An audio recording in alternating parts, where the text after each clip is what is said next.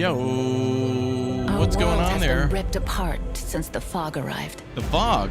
Traversing the sea. The fog is that. Anyway, welcome back, everybody. Good to see you all here. Locked and clocked in for more Pioneers of Pagonia. And then we got some firefighting to do later tonight. Be a good time checking out some new DLCs for that game. Firefighter Simulator Ignite. But now, Pioneers of Pagonia campaign continues. An earlier stream of Project Zomboid. That was great. So thanks for tuning in for that. Lots of fun here on the channel. Mandatory fun indeed. But now, back to the mandatory fighting in this game. We're going to get back to some fighting in Pioneers of Pagonia.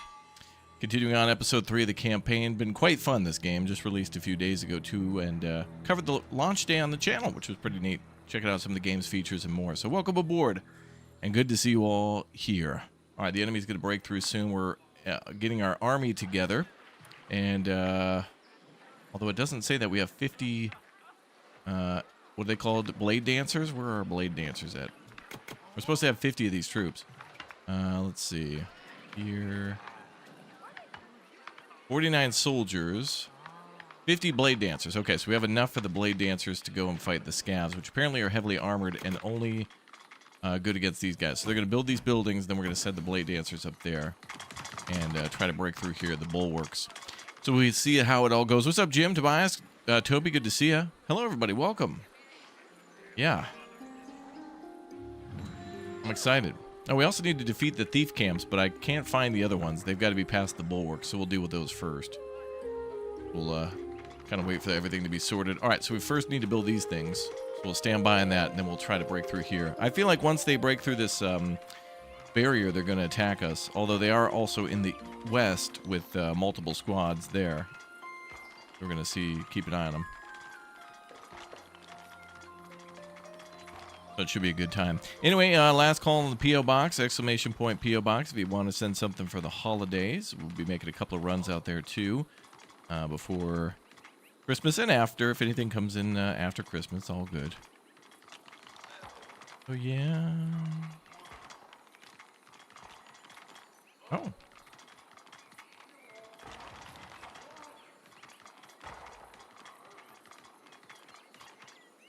Mm-hmm.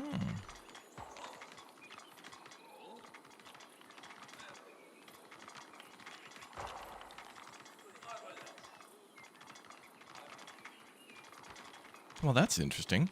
A developer reached out. Oh, that's nice. They sent me a message. I'll tell you about what it's about later. Because it's about Emma, too. Emma, can you hear me? Are you there? They look like ants? Oh, they kind of do, yeah. It kind of reminds me of Sim Ant a little bit or something. These little thingies that they're gathering. We need some more ant games. There was an ant game, I think, earlier on the channel in the year that was like really photorealistic and had like combat. It kind of worked a little bit like Pikmin or something like that. That was cool. I enjoyed that.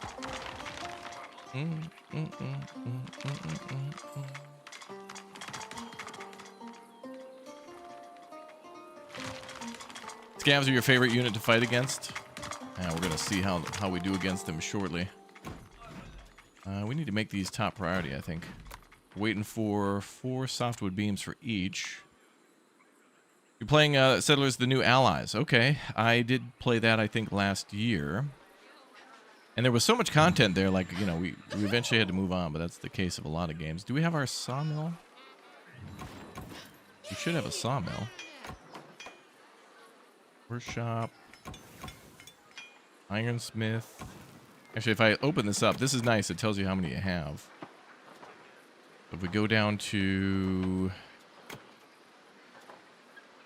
woodworking, we do have 2 sawmills. All right, so they're making softwood beams and wood out of softwood trunks and hardwood trunks. Okay, good.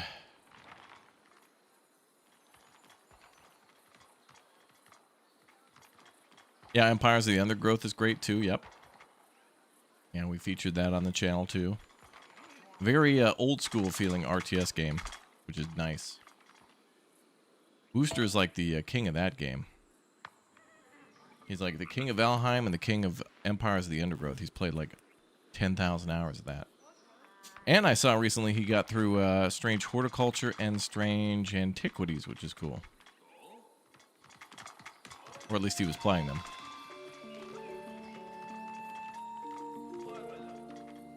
That's cool.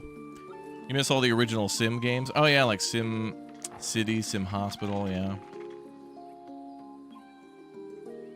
Kind of cool formula that works in many a different way. Oh, treasure map was found. Oh yeah, we got our treasures digging up stuff too. Looking cool.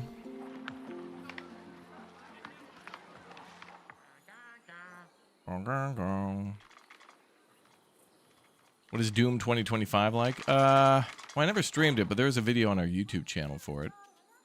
I remember liking it. I played about maybe an hour of it or so, and it felt good. Got nominated and I think won a Game Award for accessibility.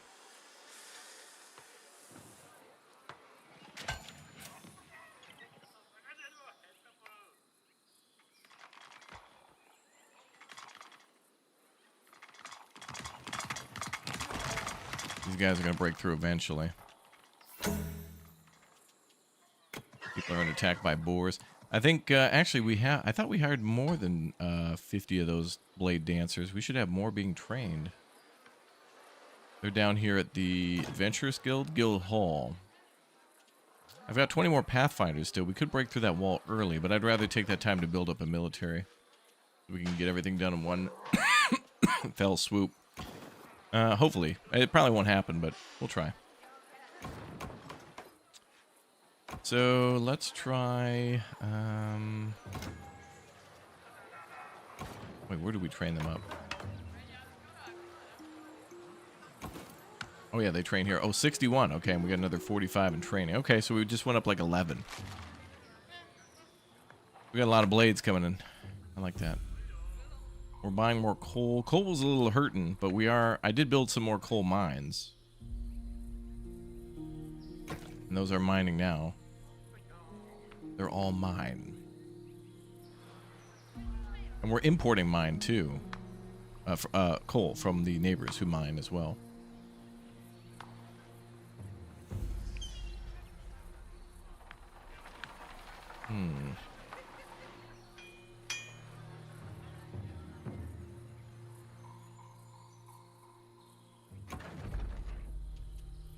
Built some storage around too. This is a coal mine? Yeah.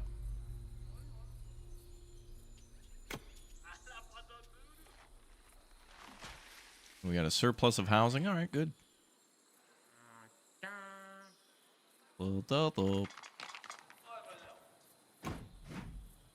I hope these beams get constructed. Where are they making those? We should have plenty of trunks. 38 softwood, 40 hardwood, and multiple logging camps I thought that we had.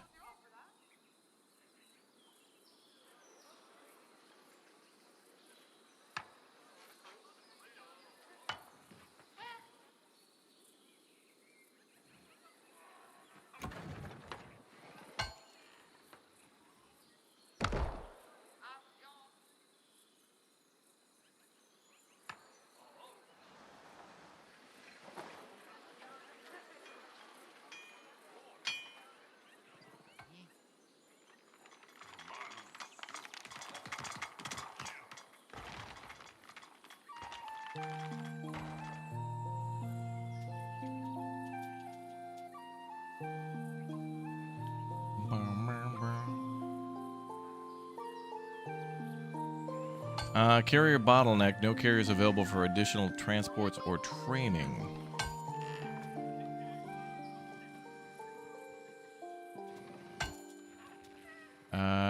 Can't more people move in to fill that in? We got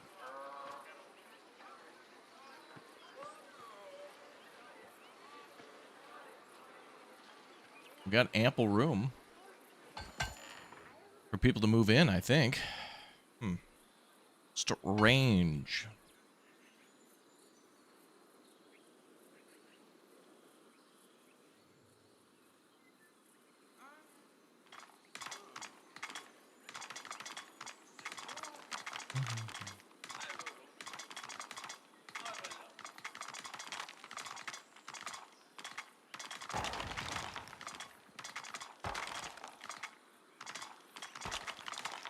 Let me see.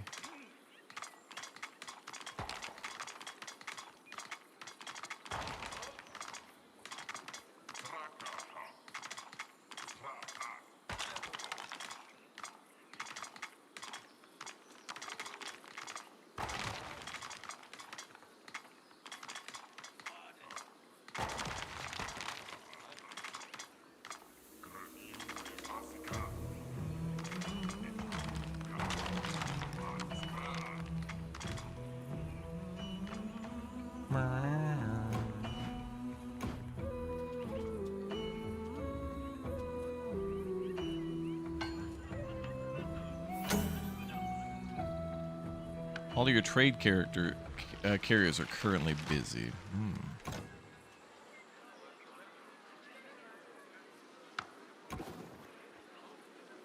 Can't trade more then, can I? Oh, staff incoming, +4. Okay.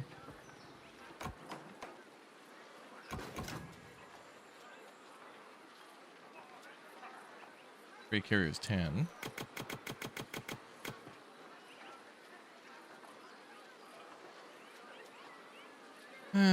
Pathfinders.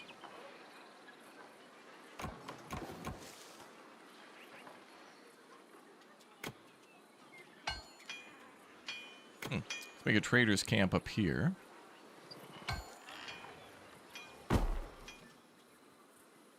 And a military camp as well, although the garrisons are probably equal to that.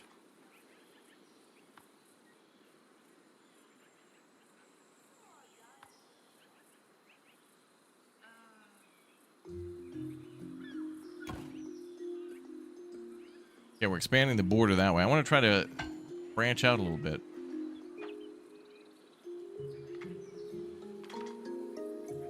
The hell are our planks, man?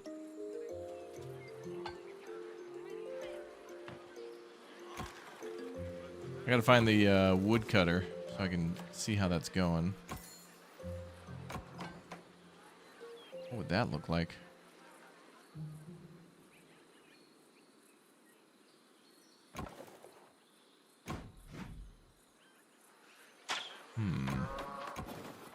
Workshop, wood workshop.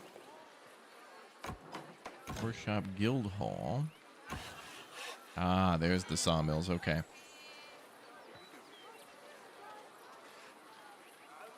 Softwood beams.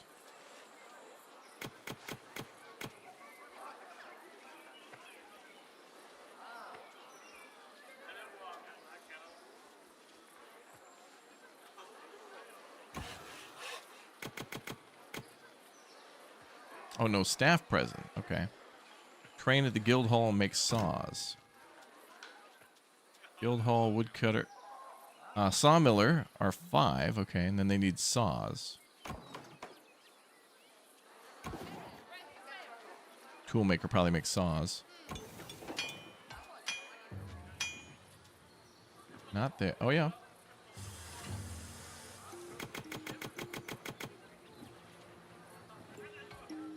Surprised that wasn't automatic.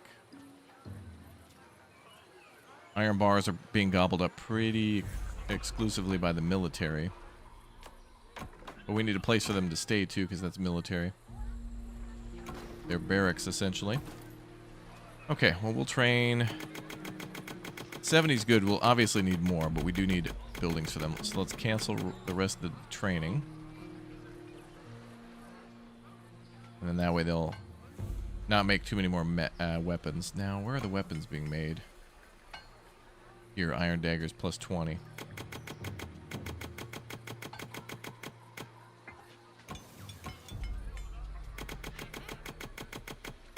Okay, so I'll cut those numbers down to 0. Okay, so hopefully we make the saws. And then they'll make... the sawmill will have people to saw in order to then get the buildings done. They're getting closer. I got a lot of troops there, though, to block the initial wave, so we'll see how that goes. They shan't bother us much.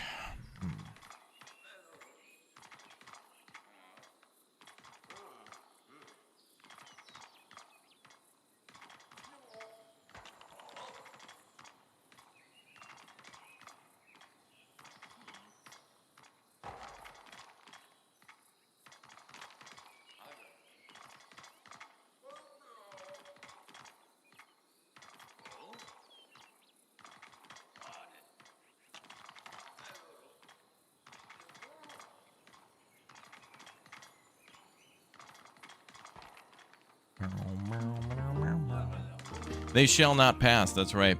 Yeah, we need a, man, a Lord of the Rings RTS would be so cool. if it were something like Total War, but not Total War, it'd be like more part city builder. Like, I think it'd be just as fun to build, you know, villages and fortresses and such in the world of Lord of the Rings, plus the military units as well, like having the military command. We had a battle for Middle Earth. Was that a builder game?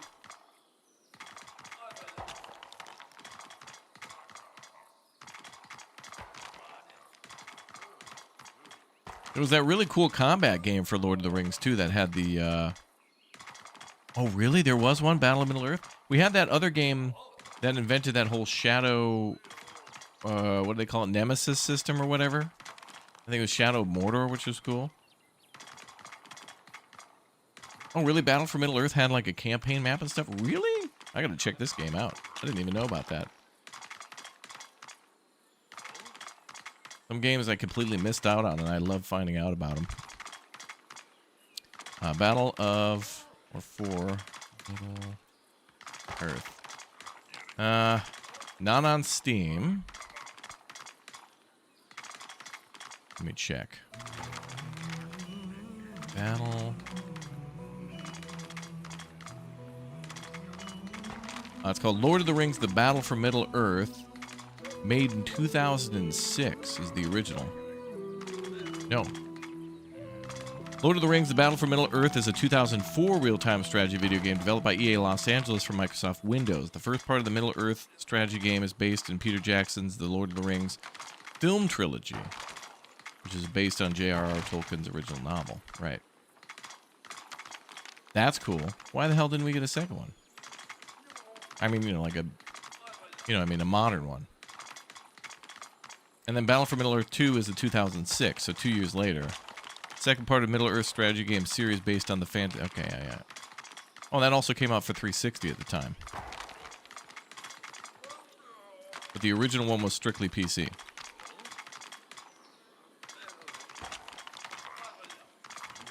When did Red Alert 3 come out? 2008. Okay, so it was kind of around the same time. I feel like that there was really fun RTS games between like 2003 and like 2008 and 9. Like those are really, I remember playing a lot of those games. There are mods for Total War, yeah. I want something from the ground up though. That's like completely made for that. But there's nothing wrong though with like the Total War mods and stuff like that, or any mods that bring in Lord of the Rings or even Game of Thrones.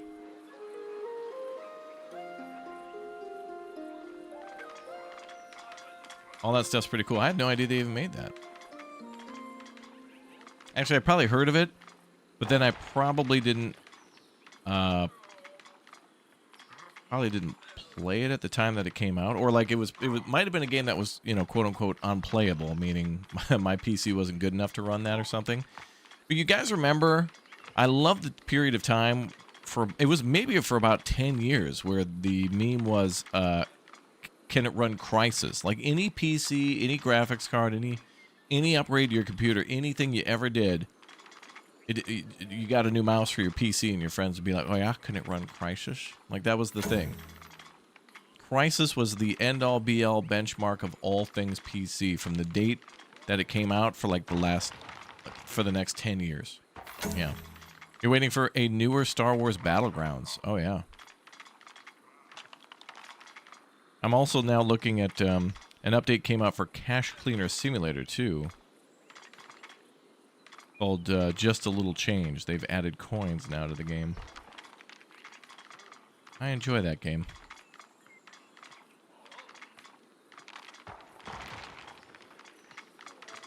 Yeah, what's the modern version of Can It Run Crysis? I feel like almost every game is. What's crazy though is it comes down more, I think, to the game's optimization and engine optimization than hardware.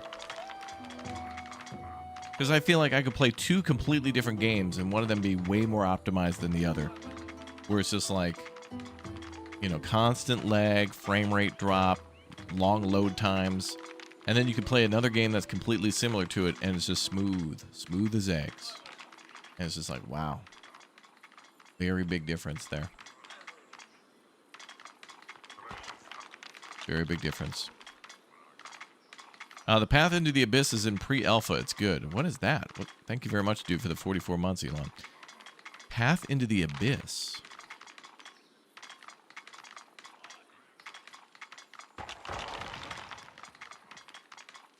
Path into the Abyss. Oh, let me move the... Oh, there's a free demo. Let me move the chatters, too. Sorry. Sorry. Let's see. Path into the Abyss. It doesn't even have a launch date. Hardcore first-person open-world survival shooter set in Buenos Aires with a backdrop of cosmic horror, combat mechanics, and dynamic AI and looting.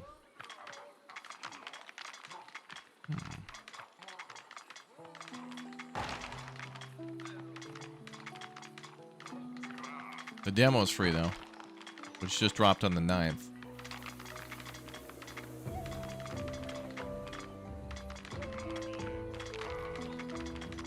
Almost featured in the Latin American Games Showcase.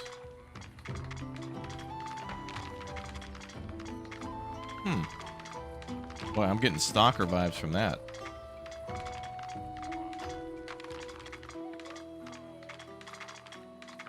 I don't know, man. Like, when I think of Buenos Aires, I don't... this just feels like generic Soviet city number 4,914. I don't know if... Buenos Aires feels like it'd be a little more beautiful than that. But, I mean, it's post-apocalyptic, so whatever. But also cool to see other places that are not constantly former Eastern Bloc all the time. Did you see Steel Artery? No, I have not. Let's see Steel Artery. Steel Artery just came out. Oh, wait, of Ash and Steel. That dropped. On November 24th.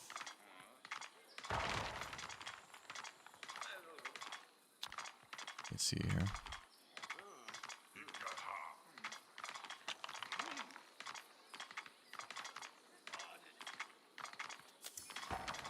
I think I got a key for of Ash and Steel, and I don't... Oh, wait, I remember you guys asking about it, and then a bunch of people were playing it for like a couple days, and then it kind of disappeared.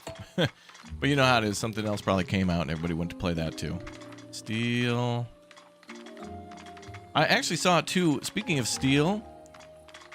Well, this doesn't have Steel in the name, but it reminds me of it. It's called, like, Gunner Load Heat or whatever. I think it got a new trailer and, like, an updated gameplay and stuff. It's kind of like a realistic... And by realistic, I mean like almost training tier thing. Steel Artery. Oh, the Train City Builder. Yeah, I saw that. I think there was a demo for that, and I didn't play it because, yeah, I've seen that one. I didn't play it because I figured I'd want to play the full release. And Crytivo's publishing that one. I like the Crytivo games. Gunner Load Heat PC, yeah. I think also, okay.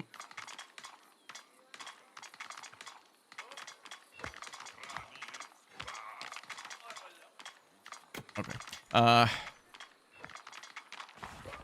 think that game had an update, but I don't know exactly what it was.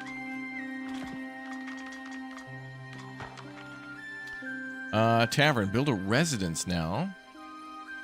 Well, hold on. Let's focus on the combat first. Looks like they're finally making the wood they need. I think the training was finally complete. Now they're processing the wood. Sounds like. Yep. 3 out of 3 millers. Good. And then this one's getting 2 more trained up. Hopefully they make more.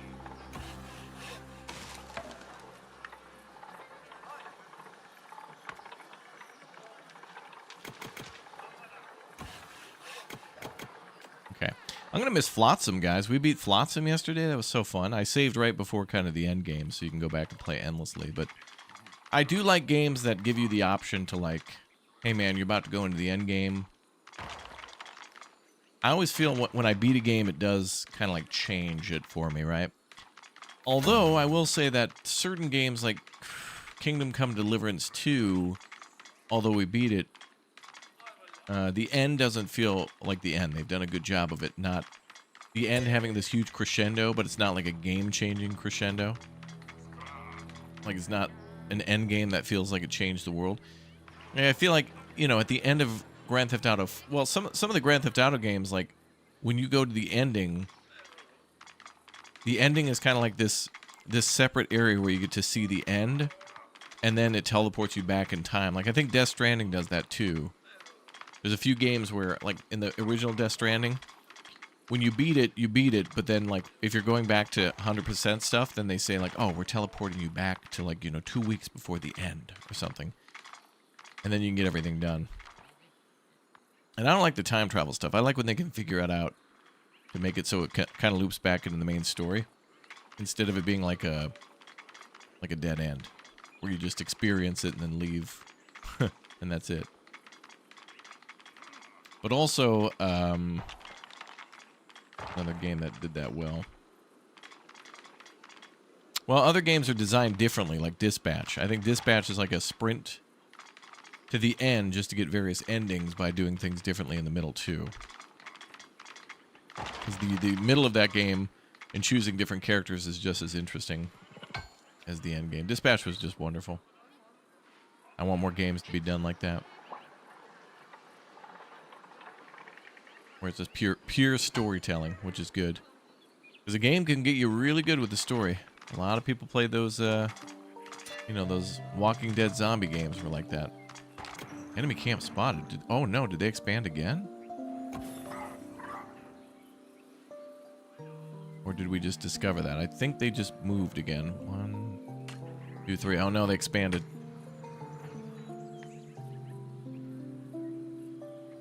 Do our garrisons have range to respond to that? Oh, they're just out of range.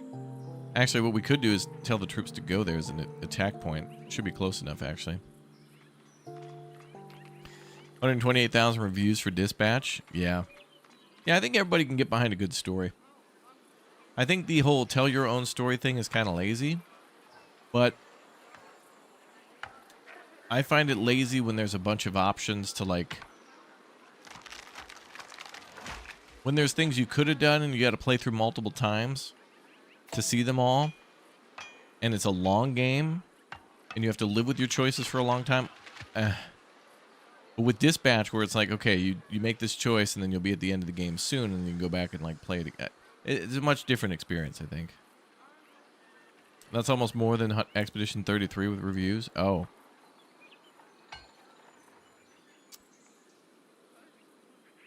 Expedition 33 was certainly a very fun game, but I feel like the competition must have been much closer. But it seems like a lot of people wanted to give middle finger to all these AAAs and big money, big AI, and AAAs. Oh, there's another one there too. Damn, oh, wait a minute, there's 4. Holy crap, these guys expanded 4. 1, 2, 3, 4. Damn, dude. They're creeping in on the west side. Okay, looks like we have the materials we need. Okay, so they're delivering the materials for construction. There they are. All right, so we'll get everybody kitted out. BioShock had a strong narrative. Yeah. I kind of want to go back and watch the old game awards again and some of the older... Like, to find out what some of the old nominees were.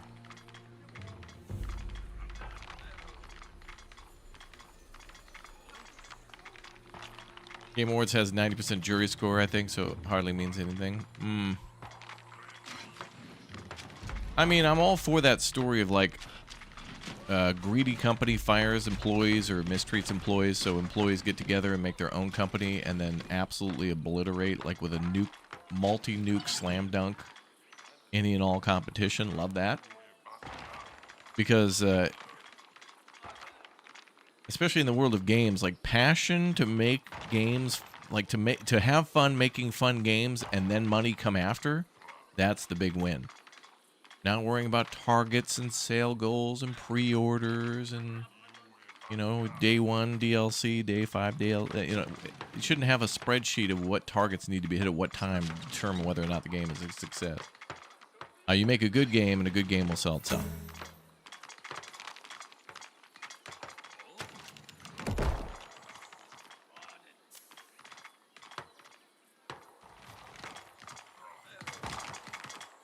I know, super hot take.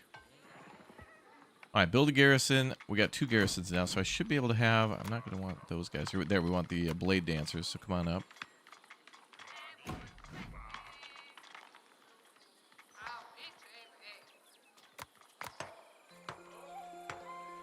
Yeah, the company they left, Ubisoft, I don't think had a single game nominated for anything. But it was all these games like Dispatch and stuff. And these games that are just kind of made... Really... It's amazing when a game is made with passion, and then a game with passion feels like it's a AAA that gets good exposure. What the hell's this? Oh, it's a there's treasure buried there. Oh. 300 could hold that pass, yeah. Let me go over here. Dig that up. I wish they would just automatically go dig. I guess I gotta pay attention a little bit. I could barely afford that. Expedition 33 came from the ashes. Yeah. You know, I'm more willing now to play it through, but I enjoyed watching other people who like speedrun Final Fantasy and other similar games break that game down and give me their opinion, because I like when they can get entrenched in a game and then be open-minded to something new, where they're just like, dude, that is so cool. Like, that's awesome. You know? It is not my game of the year, for sure. I think that might be Kingdom Come 2 for me. Just in terms of time and passion that I felt to play it. And I physically went to some of those places, so it added to it. But that not everybody's going to be able to do that. But I wanted to. And it got me interested in history, and I'm already interested in that, but... Well, Claire Obscure did hit that dopamine hit of what I remember feeling when there was new Final Fantasies introducing new mechanics of like the kind of the open world mapping a little different. Speedrun Baldur's Gate 3, yeah. I don't know, man. I'm a little afraid of getting into those. It's hilarious. Like, I could play Manor Lords, any city builder all day long. You know, I got like, what, 500 hours or whatever in Farthest Frontier. And then I'm like, oh, I don't know, guys. If I want to play Baldur's Gate, this is a 30-hour game. Or like the new Divinity game coming out. It's like, I don't know, guys. I don't know why, though. I honestly think chat likes to play a lot of those games on their own. And so when I play those kind of story-based long-term games, a lot of people are like, I want to play this for myself, so I'm going to say hi, but I don't want to spoil it or whatever. And it's like, I feel like for me, I can watch a game be played, but the ending is what I don't want spoiled. Because, man, imagine the floodgate that's going to happen next year when Grand Theft Auto 6 is finally out. There's going to be 43 billion shorts of, did you know? Don't do this. Stop doing, dude, stop braking and turning right at intersections in GTA 6. Dude, take 3 lefts, dude. It saves 0.000. Okay. Dude, reviewing one of the best handguns in the game. The first one you get. Okay, thanks for watching my short. It's going to be so much... Ugh. I do, though, like that we're still finding stuff about some of the old... like how they make Grand Theft Auto 4 and 5. Be like, did you know if you take an airplane and fly here to this little island, there's a...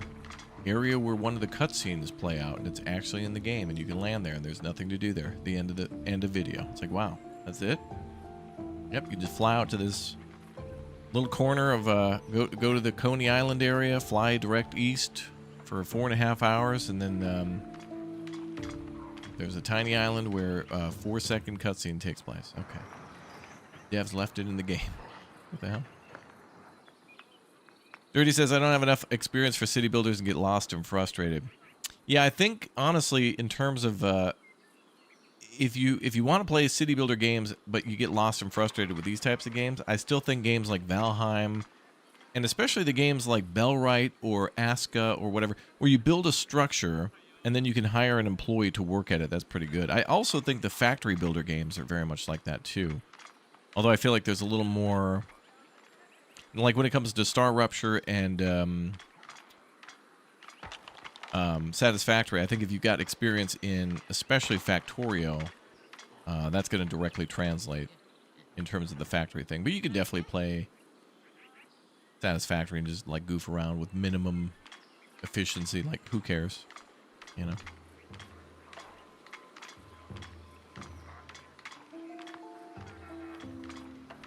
Oh, yeah. No, see, yeah, there's some big games I just didn't play, like Baldur's Gate and Elden Ring. But I feel like, and then Red Dead Redemption 2.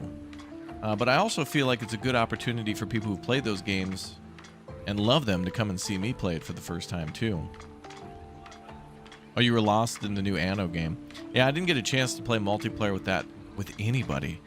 But the last 5 years have insanely changed gaming like that for me. It was like Anno, I played the hell out of that alone, and then I was like, I still like Anno, I want to play more of it, so then I started playing co-op with you guys and started series with other people. But the new Anno was just like, I'm good now, I just want to see now give me a DLC. Hit me again. It's like, sir, you haven't finished your first drink. Hit me! I'll tell you when I've had enough. Okay, let's break through here and see if we can attack the enemy. We're gonna send in the dancers. Anyway, Dirty, I gotta say I do really appreciate and like seeing you in the chat often, and we gotta talk a little bit more about what I've been seeing on YouTube. I've been seeing some artificially inflated numbers from YouTube, I think. They're getting a lot of people's hopes up, which I think is incredibly disrespectful and very misleading to creators. With all due respect to everybody, I was seeing everybody getting like 4, 5, 6, 7 times the numbers they usually get, and I'm thinking that's not genuine, and that's going to break their heart when they find that out. They must think that they finally broke through. People finally have fallen in love with their channels, and not the case. And I want that to be the case, and it's not. Red Dead Redemption 2 is free on Epic in the last week of the month. Yes, I did hear that. There's chat was telling me about a bunch of games that are going to be free on Epic. Where the hell is... Why can't we send our troops out to attack? That attack point, go. Are we not... Can they not go through there? Is that not open?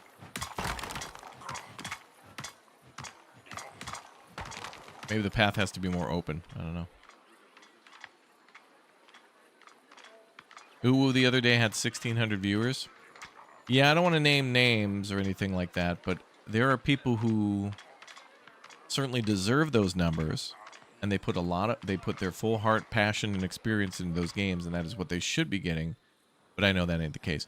I think what's happening is they're basically cooking the books a little bit by including certain things displayed in YouTube Shorts. So I think what they're doing now is they're taking live streams, putting them into YouTube Shorts. If somebody quickly sees your stream and then flips on within 1 second, they have that view reflected for maybe a minute or so, just in case that person comes back or something. And the real-time views are not always necessarily real-time. They're updated, every so often. So you'll have like 2,000 people in the chat, and the chat's about as chill as it usually is. The same people are usually there. You get the same amount of likes, same amount of vibe. The number's higher, but there's been a small update for Parkitect. Oh, really?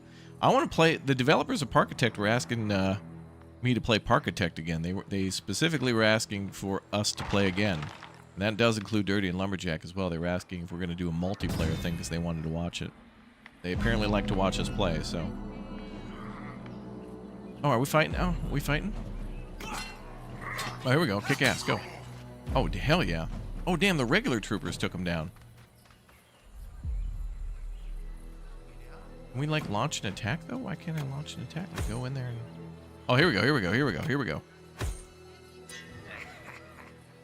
Okay, now they're going. Oh, hell yeah. Army of Raptoria, go. There we go.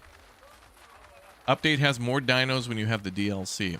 Oh, good. I thought the DLC was a little light for that game. The dinos and dynasties or whatever. They added like ancient Rome and more dinosaurs to the game for decorations. I like the community campaign that Astrotron made, and I believe Silverrot was playing that too. Those guys are great. All right, let's kick some ass.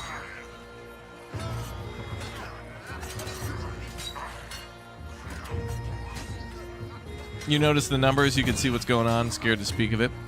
I think that's why we got to talk more often, but it really... I get so aggressive with Dirty and Lumberjack about telling them to get hands in and do stuff like that, because they're very good and have poured a lot of money and time into their setups and their streams, and they're people are not getting what they deserve. It's BS.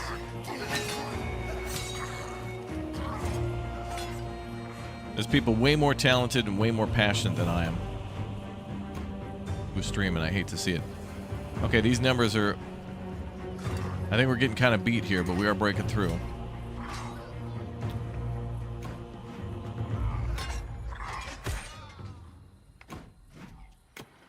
But I just want everybody to stream because I think my friend's really cool.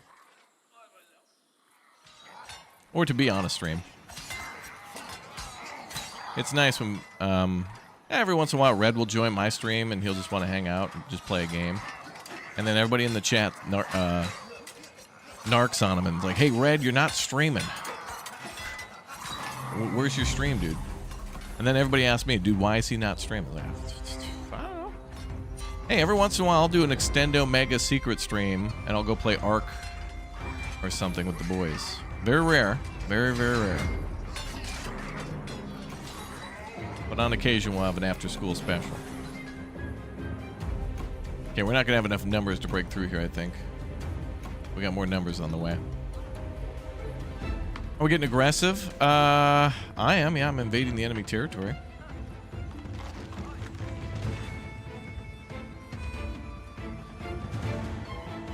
Hope you check out the new Michael DLC in GTA. I don't know, man. Like, GTA, or rather Rockstar hit me with a shaft where I had illegally purchased Grand Theft Auto 5. I wanted to get access to it, and they told me, no, dude, we can't confirm that it's you. It's like, really?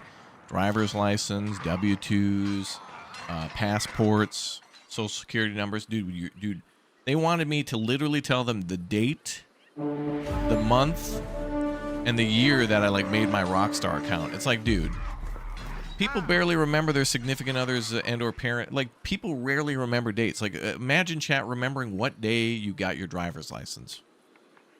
Like, maybe rarely a few people remember it, but I'd say the average Joe does not remember the date, the month, and the year in which they got their driver's license. Or, even better, set up an email account, which is probably more recent for some of you. And so on my birthday, I had to pay another $100 for like the Red Dead Redemption 2 Collector's Edition or whatever. Now they're going to give it away at the end of the year on Epic, but I don't. It was horrific customer service that I wanted to work with them on, and I explained the story. And of course, we get the boilerplate like, "We understand your frustration, but we don't give an F about you. Please purchase our product again and then again too to bring bottom lines to the shareholders." Like, F you, dude. So, in the future, like, when I play GTA 6, I won't be able to recommend that game. I want to play it for you guys to entertain you, because that's what we do here. But in terms of their customer service, scam. Horrible. Horrible. Like, put no foot forward to work with the customer to prove their identity or that they're not trying to scam you or whatever. It's like, yeah, that's where I've got to in my life. I make my living by scamming Rockstar out of endless accounts of GTA 5 and Red Dead Redemption 2. Damn, they're on to me. Idiots. I really hate it when profits, people who are have made these garbage systems duck down behind safety. Oh, dude, it's for your safety. We're going to need an extra 100 for your safety. Oh, I'd be a lot more safe if you were out of the way. I'd feel a lot more safe. Oh, can't do that, though. Can't remove the bandit camp that's along the highway of logic and freedom. Can't let that happen. Pay up, pal. So I had to make a... So it's all in relation to the Rockstar account. Like, I can't get access to my old... I think what it was is I got Grand Theft Auto... I purchased Grand Theft Auto 5 on Steam... And then,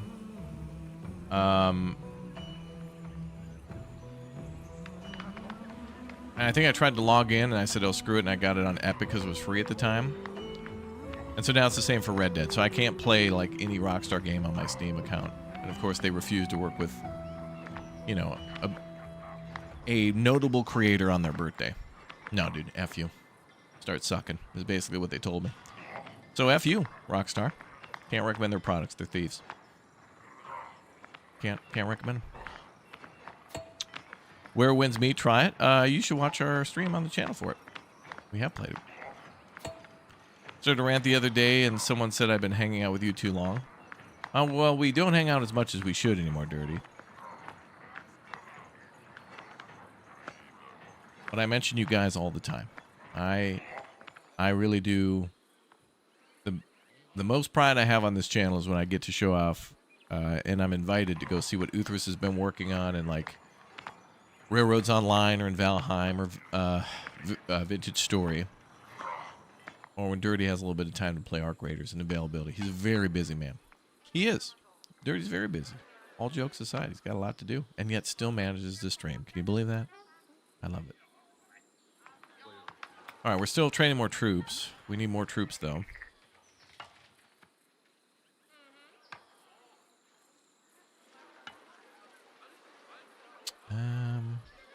No, those are good. I need to train where? Is that here? Oh, yeah, okay. Wow, we've only got 20, damn. We gotta wipe out all these camps. That's insanity. Actually, let's just do this.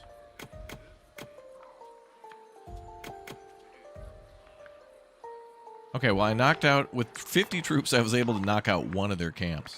But it's because they're all linked together.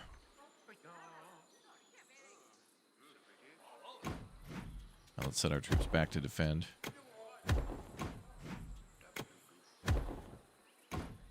But anyway, big shout out to all of our everybody who's streams with us when they have the time.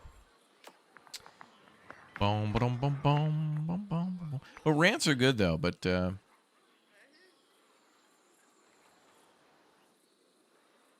know, I think our proudest moment here was seeing some YouTube shenanigans with Dirty and like sticking up for him. And of course, the only way you can get YouTube to do anything is to, you know, either go to a rep or complain on Twitter. The only way to do things.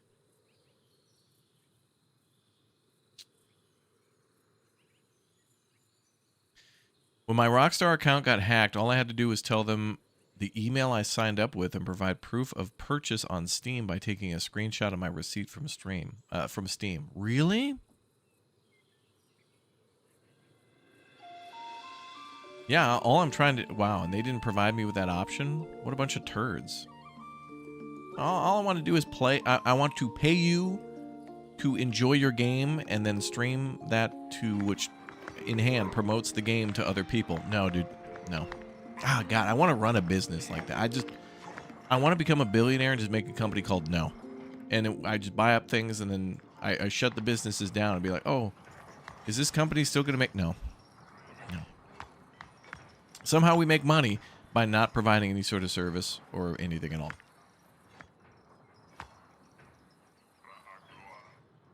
Buy FedEx and just be like, no. No. You going to deliver these packages? No. What's in it for me?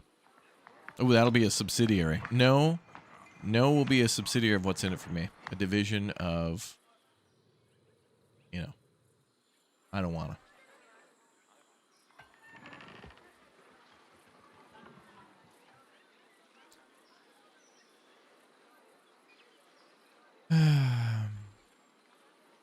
I totally thought this game was like Palia.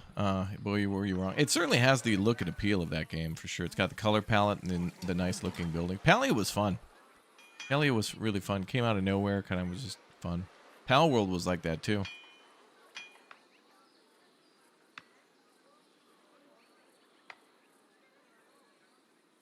YouTube added a new codec, and it's not as good as the VPO9. Oh, yeah. Oh, and then you got to know these secret things in the background. We got to have a podcast. I'll call it the KGB podcast, where we just talk about YouTube's like Chernobyl-esque Soviet Union meetings. Like, I swear to God. I see no differences, other than that there's beanbag chairs around the table. And a Google logo rather than the hammer and sickle. It's the only difference.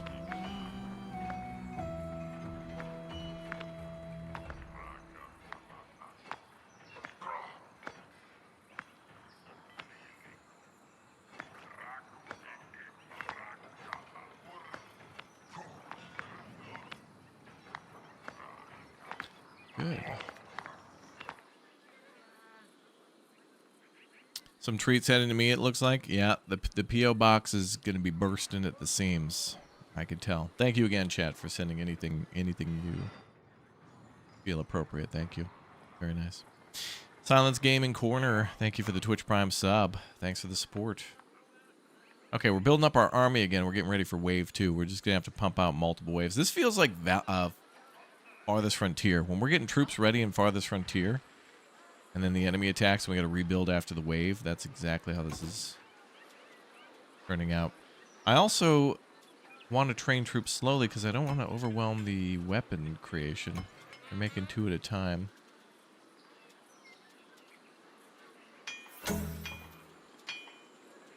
Now we're short on iron bars and coal, but they're not that short. Where did these guys come from? Oh, these ones. Okay.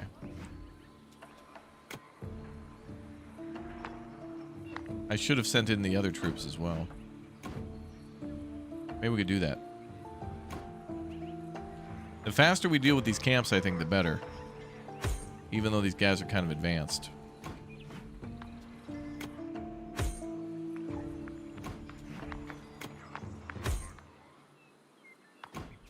We just need to overwhelm them with hordes.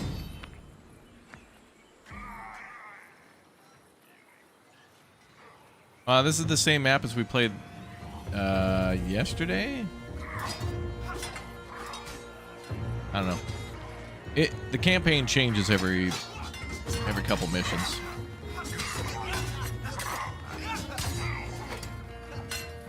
Damn, these bulwark guys were supposed to be actually hard, and we're just kicking ass. They're easier to beat than the damn thieves. What the hell?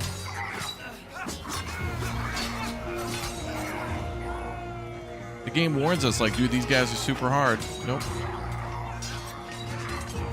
Thank you, Dirty, for coming by for a quick conversation. Appreciate it.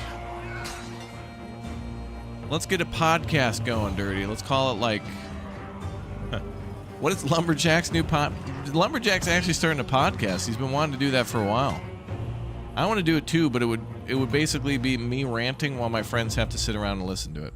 That's what it would be. Oh, it's the wealth that's making us more powerful. You're right. Thank you for reminding me. Yes. Oh yeah, there it is. Combat power and of military and adventure units. So we're at 138% more.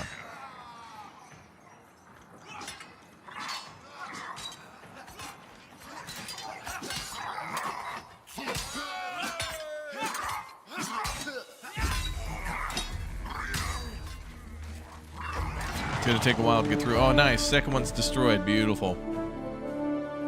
Love to see it. Oh, that's cool. All right, we'll just keep sending him waves. Clear them all out.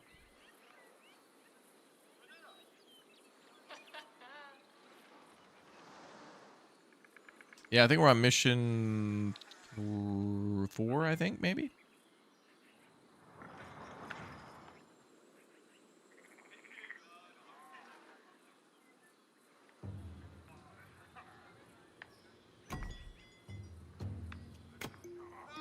I can scout out more up there.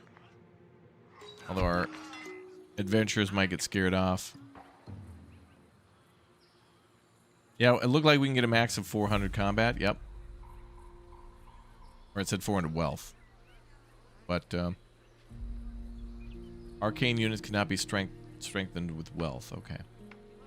I'm glad we're somewhat stronger. I'm still taking silver down to the mint and making it.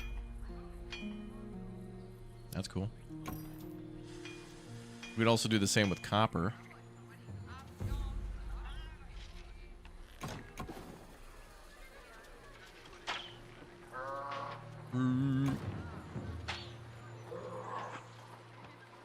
We have 30 soldiers ready to go.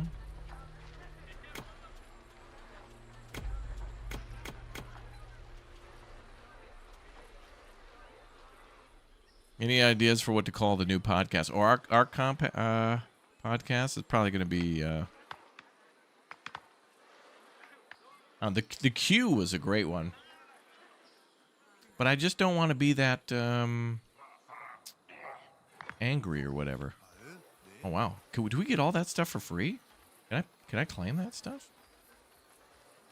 Oh, nickel and coal? What am I? Oh, gold ore? Oh, they're trying to reclaim their territory. I need to make a new tower. Or wait, can we claim with this? I have to put guards here. I'll put guards there. And we'll do a territory claim that away. We'll do a mix of more guards and garrisons. Oh, that sounds like a great board game. Guards and garrisons. By Milton Bradley. Fortify the frontier against enemy forces. Yeah, I win. Kids love it. Manipulate the lower classes into working for you for free. Because they need you. From Milton Bradley.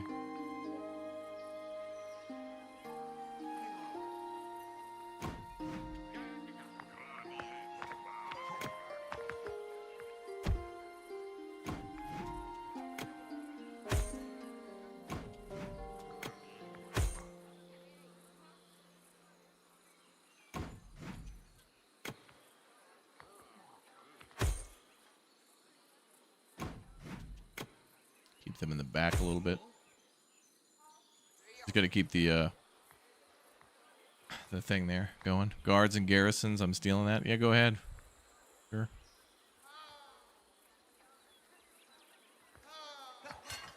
Yeah, what was Lumberjack's new pot?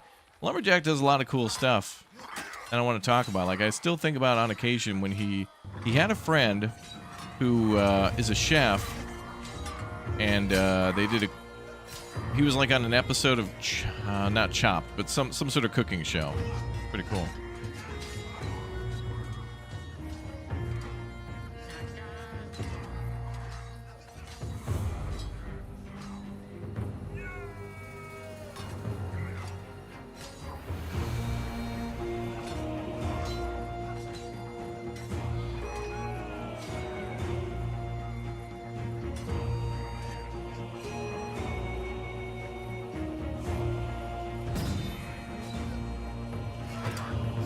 Okay, we're fighting these guys and we're taking their territory.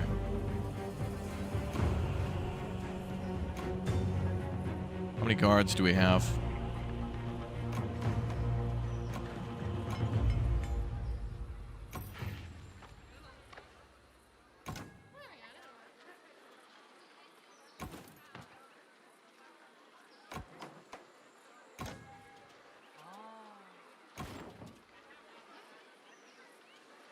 We have 23 guards.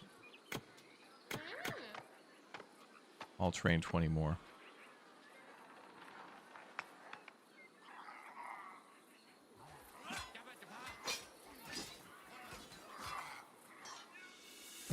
Enemies kind of encroaching a little bit on our territory, but I think their hardest base is up here in the north because they're so close together. Here they're a little more spread out, so they might not reinforce each other. These two might. Oh, damn. They have 5 now? 1, 2, 3, 4, 5. Damn, dude. That sucks. Mission's going to go on forever. However, if I destroy their base here, maybe I can get all these resources and super boost our soldiers.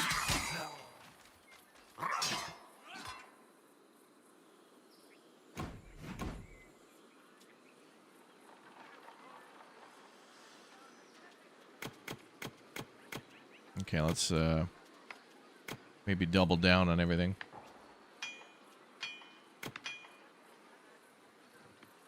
There's only a little bit more coal there. Go for more coal. Try to mine some more iron.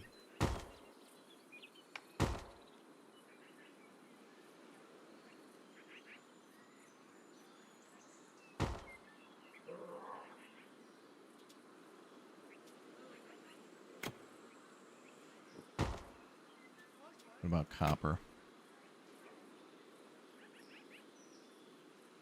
That's copper? It is.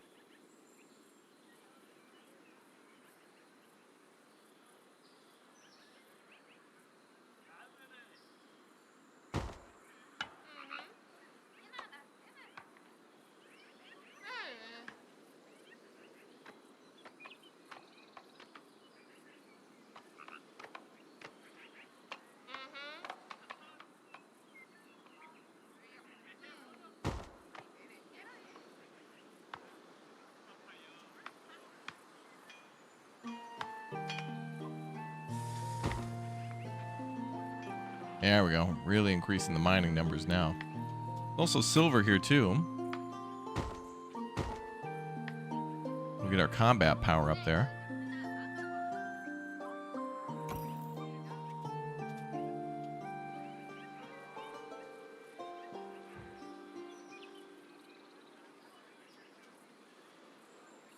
Oh, infinite production. Well, I don't want to make too much copper.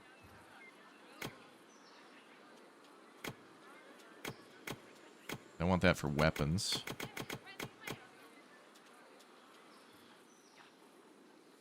Oh boy.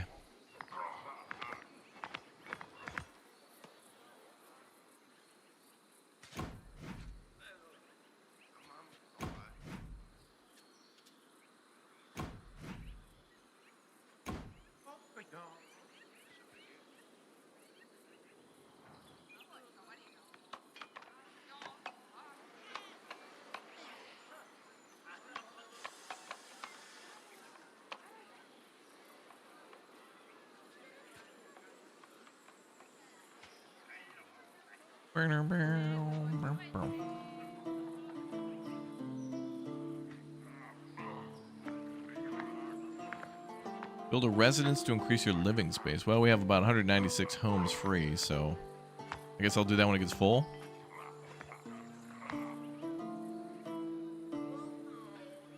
Well, we already destroyed 2 hostile camps, and then that time they built 2 more, just on the western side. 2 steps forward, 2 steps back, I guess. But up here they got a lot of great resources. A lot of great.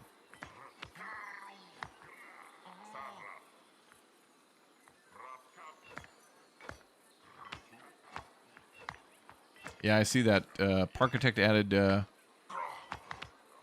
extra items to the Dinos and Dynasties DLC. Love it. That was the good move.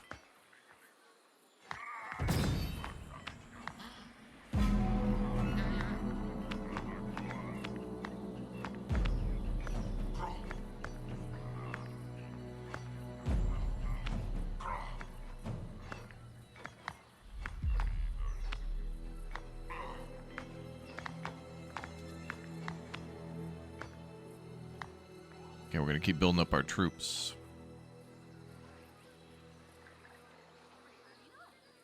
Well, I've started to produce more coal and iron now. So maybe I can also pump out... well, actually copper too. We'll probably do copper for regular troops and then steel for the iron for the blade dancers.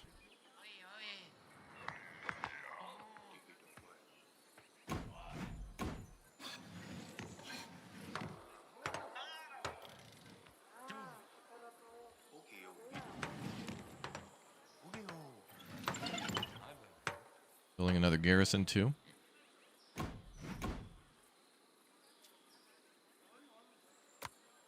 And we'll just leave regular troops there.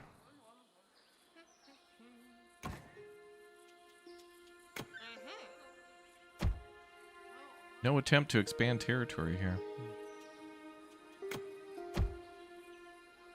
Why? They have no stone. Alright, maybe more quarries then too. Wait, I have 7? I have 7 quarries. We got more than enough.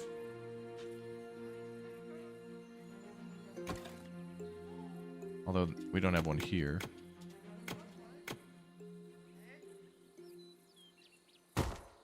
Cool. Bum bum ba-dum bum bum bum bum bum bum.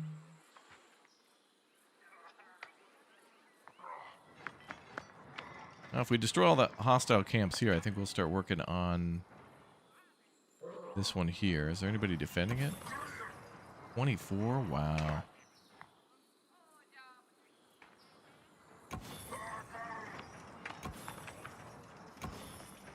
Wow. We just need some guns.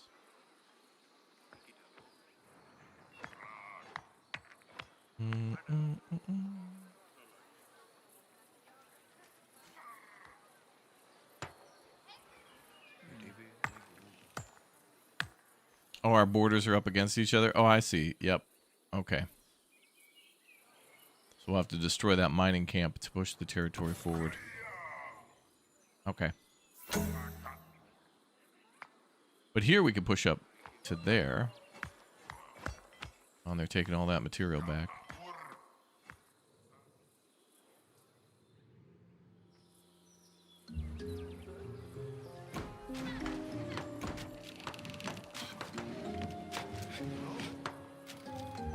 We'll push the border forward again.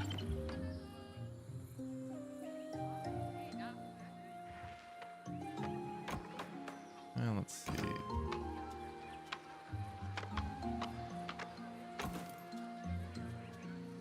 And there are 32 troops to train out, down to 31. Numbers are happening. I don't have padded armor, though. Can I buy padded armor from the neighbors?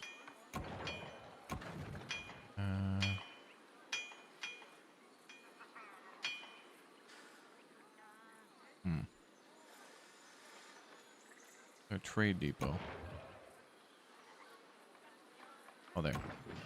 Okay. Padded armor. Okay, there's padded armor and steel padded armor.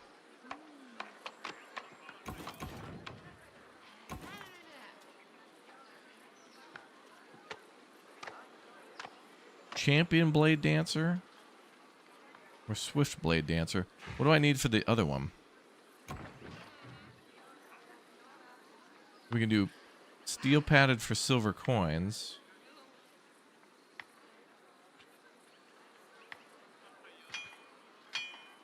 Oh, we can do padded armor for limestone. I don't know if we're mining any of that. That was all in like enemy territory. Well, we can trade cabbages for iron daggers.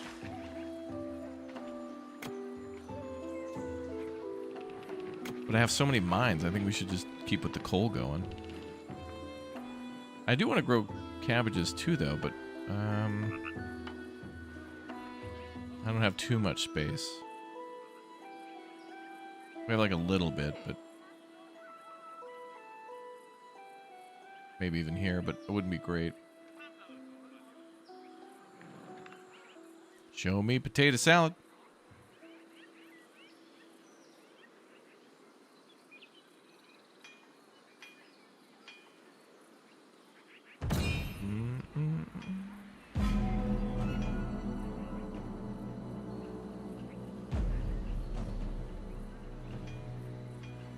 Enemies attacking.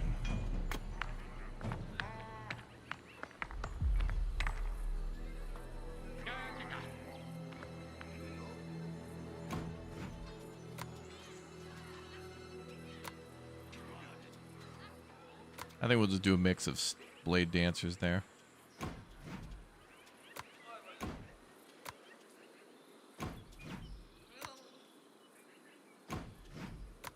Turn those camps off for now, and then we'll switch them over to this side. It is kind of cool how you can build towers and then just move your military around that way.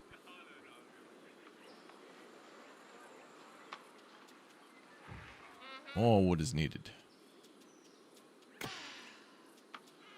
many logging camps do we have? 2. Okay, let's build a 3rd. Maybe a 4th.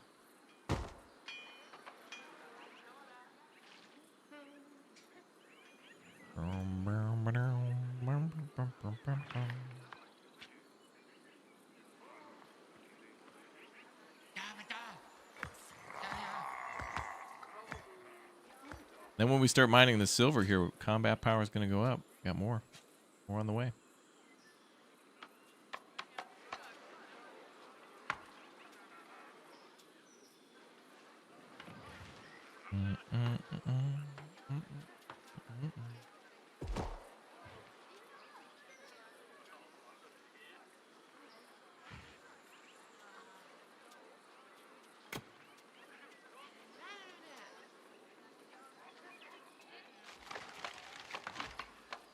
16 deer meat, 32 herring. Oh, we should build markets. Or did I? Nope.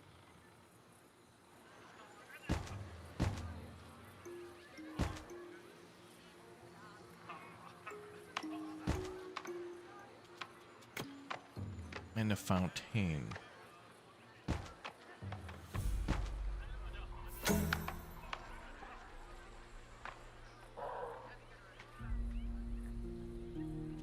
A good number of your quarries and miners are not supplied with food. Okay. Let's work on that.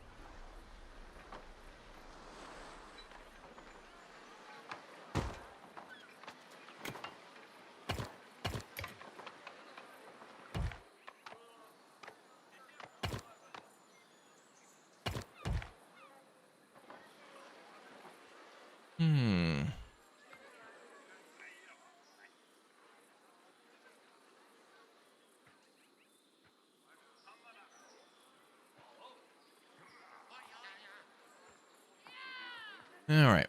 Building up the troops again.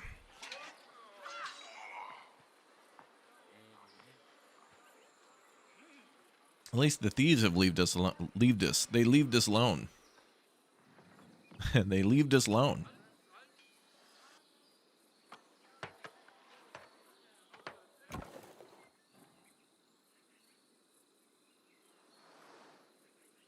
Do some farming over here, maybe. I mean, it's not going to be great, but and we should also do a forester. And we'll build a well nearby. Okay, so they liked something called cabbages. Interesting.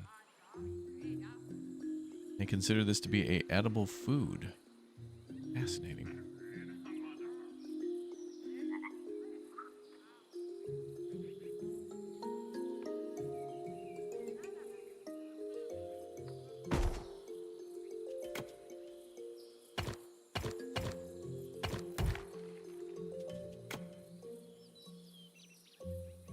Best for corn. Well, oops.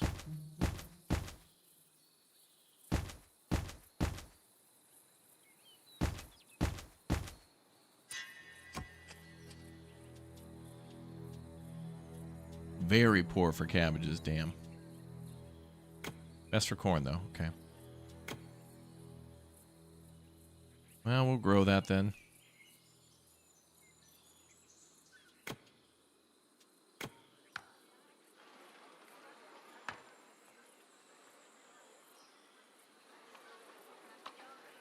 Best for wheat and pumpkin.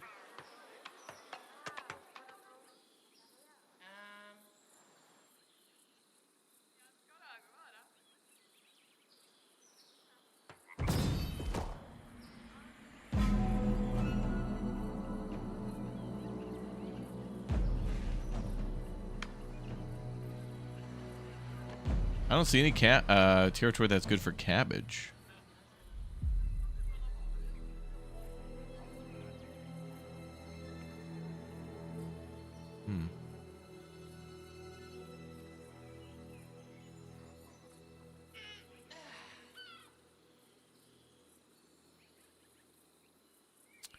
Well,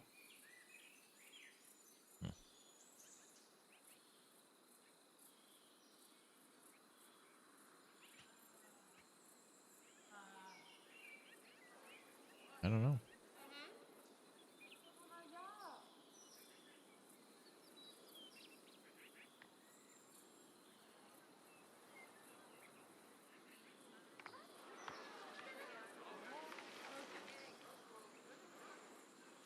I wonder if it says.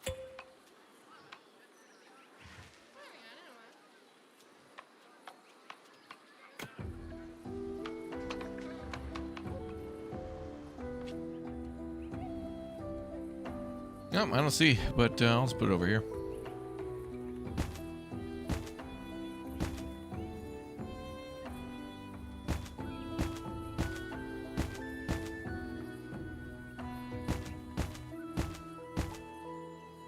We'll leave that for trade.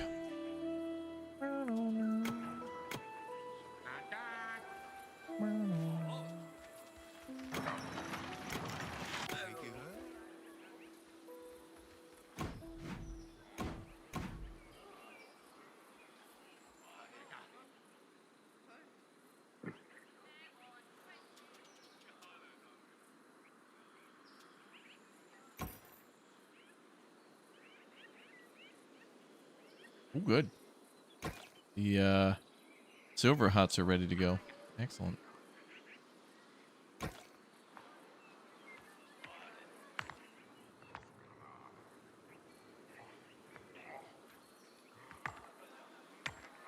think if we hit an enemy camp, I want to do it in the middle.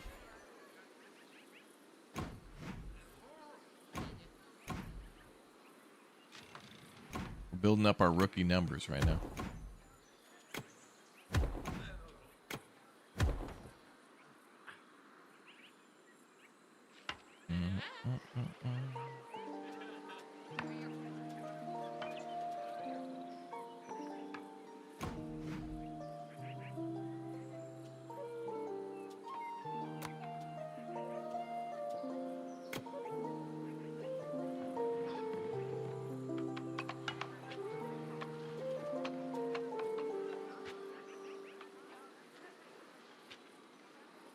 Next newborn condition, all population of 4, at a population of 400, you'll need a sum of 5 comfort meal quality.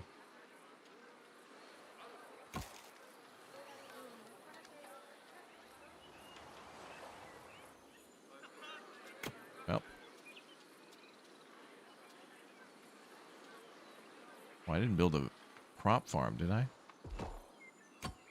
Vegetable, okay.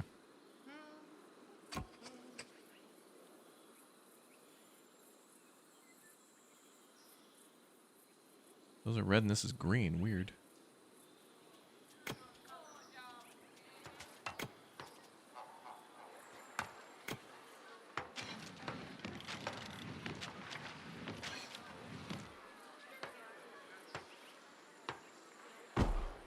Pop a provisioner in there.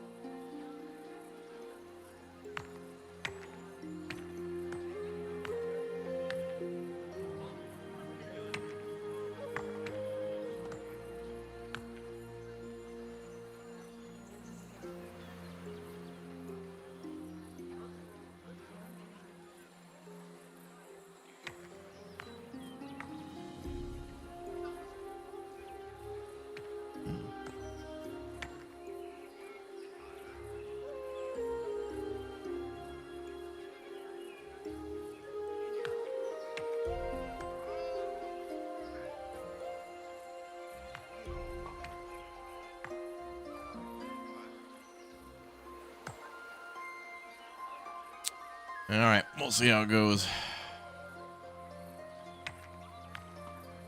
Corn needs a grain farm. Okay.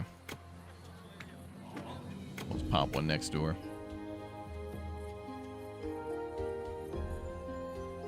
Corn, flax. Oh, really? A crop farm is also for flax. Okay. Oh, maybe we can grow that over there.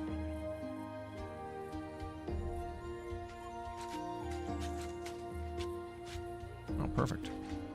I'll put it like down here.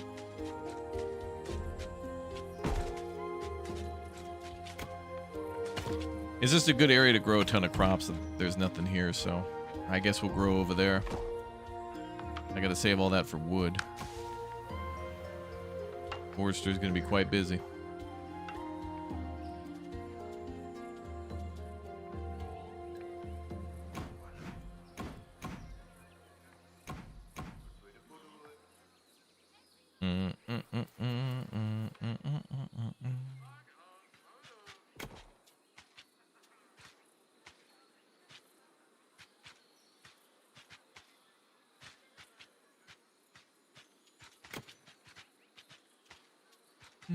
Yeah, luckily the farm fields are the same. That's nice. Then you just change the crop.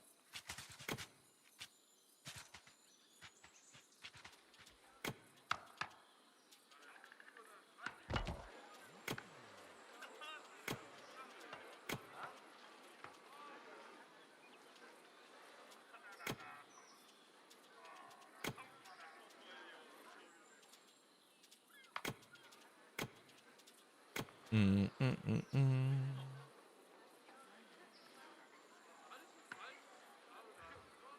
Hmm.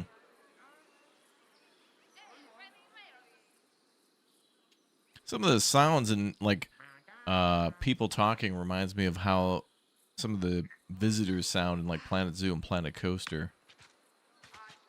Like they're just walking around and then they'll see like a giraffe and be like, hop pop, go pop, pop, pop. Yeah, okay, dude. Yep, that is a giraffe. That is true. Need a well here as well. Oh, good. They're finally building. Forbidden sediment. My God. Have to build it down here.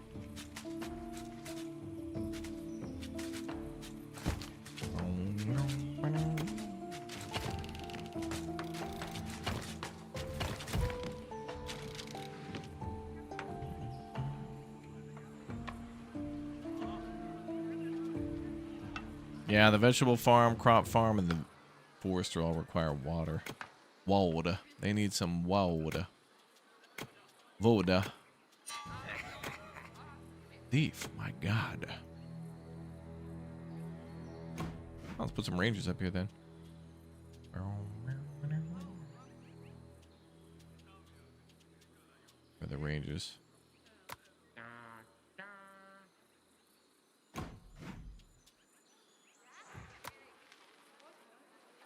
We'll have more security. Alright, rangers, let's go up to 20, and then... guards, we'll do another 12, 23, okay.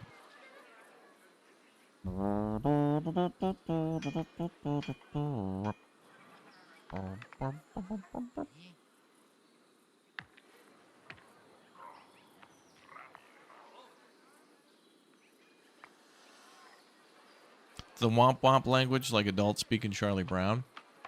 Yeah, it's a little like Simlish a bit. Mm-hmm. Yeah, I feel like the whole Planet series kind of pulls from The Sims a bit. At least in terms of like people. In fact, I don't know if they have this in Planet Coaster 2, but the first game, and maybe even, yeah, they have you make like an avatar so your like character appears on the world map wherever you are. And your friends can see it.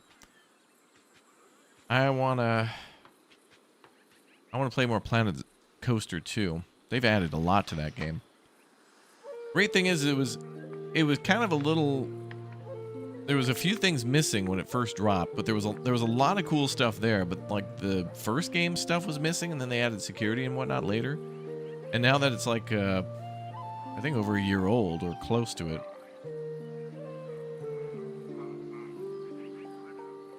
Now there's all these free updates, some new DLC, and of course the price goes down too. So that's good because you could spend a lot of time in a different building game before. Like when a new one comes out, you just keep playing the old one, all of its DLCs till the new game drops in price. I gotta say, man, that 2 Point Museum. I'm glad I'm not playing that Zooseum DLC because that looks so good and fun. And then we'll play nothing else on this channel if I get a hold of that. I was looking at it too, and I was like,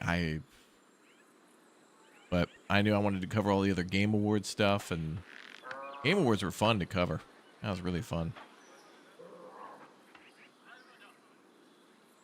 I just love those evenings, you know, when we get to watch game events. I think the Indie Awards, there's like an Indie Game Awards that's coming up soon too, but I feel like the Game Awards for me are like that's when I tap out. But I always am very excited for the PAX events that happen in the spring. I think like around May. And Poland has like this Digital Dragons thing where you can go there and meet people. And like I met a guy who worked on security for the original PlayStation 1. I popped into some conference hall, and there were people speaking, and this guy sits down next to me. I start talking to him, and he worked on like he and a few other people were behind the decision of making those discs black on the bottom or whatever. Wild. I forgot about that conversation. Crazy. Boom. Boom, boom.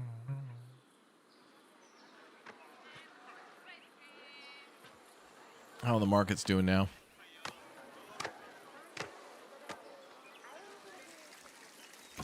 Don't they auto sell things? Oh wait, we need people to work there. I think at these markets they will, as I noticed before, they'll automatically assign things there if you have staff working there. So they'll automatically take anything, yeah. So they'll take anything, or you can assign them to something specific. So they'll sell fish and meat, forest ingredients, vegetables, and cereals if you leave it at question mark for anything, or you can specifically designate, which is cool. So then you can set it to like fish only, and then they'll take only seafood. And then you can also narrow that down further to a particular type of fish. I'll build another fountain up here.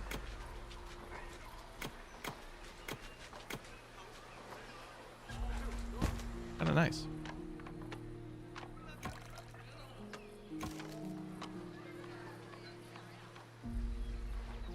And how do we train up some merchants? Merchants are trained at...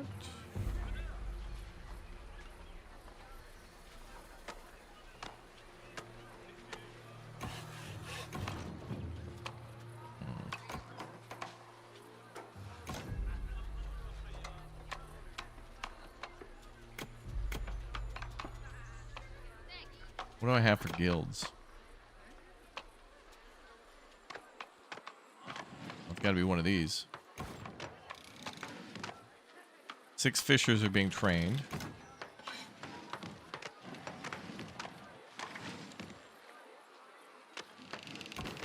Provisioners are being trained.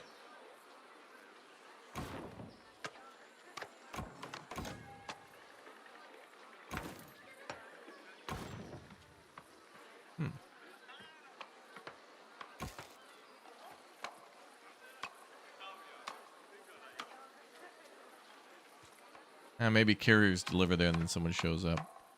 I can't quite remember.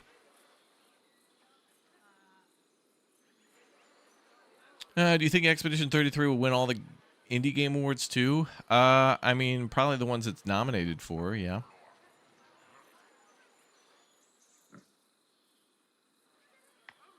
I think this sweep of Expedition 33 just means that there needs to be more categories, and too many categories are lumped together. The previous years with the whole remake being listed as a game of the year is a no-no. There should be a category for, I think, a DLC of the year. And there should be a category for, like, remake or remaster of the year. And I think that would be okay. Because they're going to keep making them anyway. And that Resident Evil 4 remake was pretty sweet. What would I have chosen for overall winner? Well, for me, it was Kingdom Come Deliverance 2. And then, and the Altars were very close, as well as Dispatch. But Dispatch wasn't so much of a game as it was an interactive story, and that totally qualifies as a game. Because people got stun-locked as hell and really cared about that Telltale series like that. And that's totally fine. But I just had so much fun in Kingdom Come. Kind of sad it's over. But, you know, always a reason to go back to play on hardcore. Or what have you.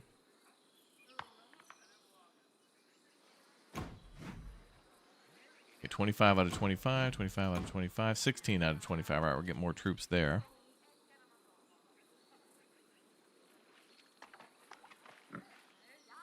Will there be a KCD 3? I suspect the answer to that is yes. However, I believe very strongly that Warhorse Studios has already long ago begun working on something else that's not related to Kingdom Come Deliverance. Because they wrapped up the DLCs too quickly. All of them are out and you can get it. Like, the game basically came out within a year. The game, all of its DLCs and updates. I'm sure they'll do more updates, but I mean, maybe there'll be a free big update that will add something very cool. But I mean, I looked at the numbers, by the way. The amount of tax dollars that game generated for the Czech government, they were quite happy. They built like... They actually built... They took the Carl Bridge, demolished it, built it, and then demolished it again, then rebuilt it. Just for fun. Because they could. We're getting kind of bored. Let's take this blank check we got, and let's, like, demo stuff, dude. Alright, cool. That'd be pretty dope, but okay.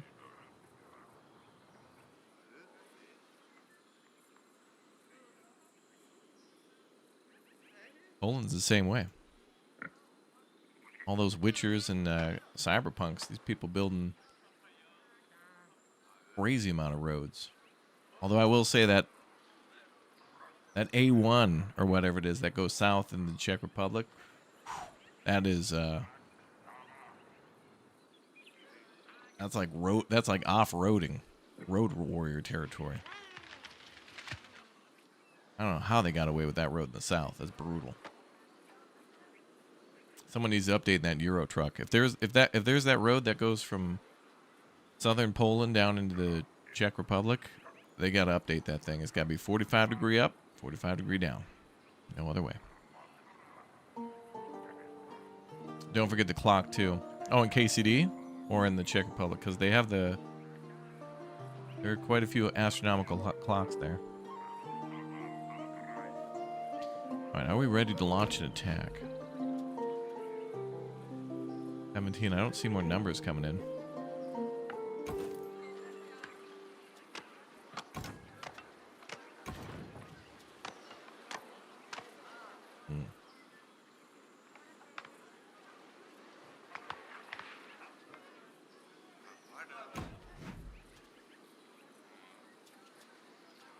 Well, let's launch the middle attack. Let's go.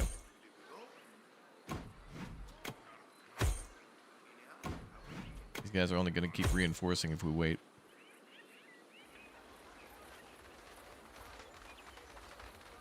Yeah, the clock thing was tied into the blacksmith DLC. That was great.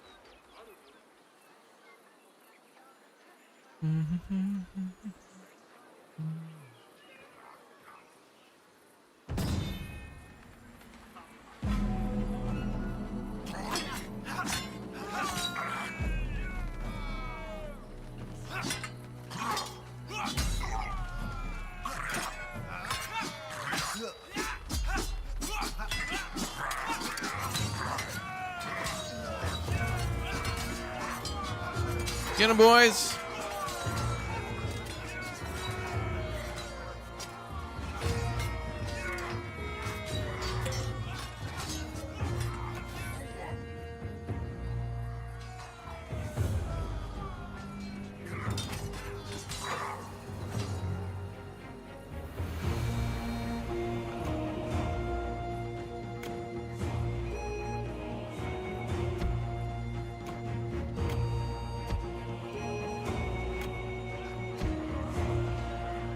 That was not a bad attack.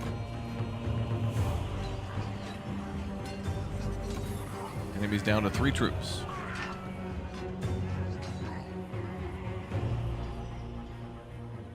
What was that thing? Oh, big old rock.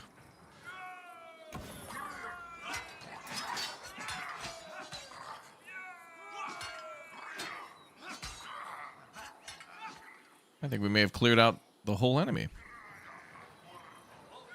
Do we have trade carriers? Yeah, and I hired more, or well, we're training more. We're up to 20.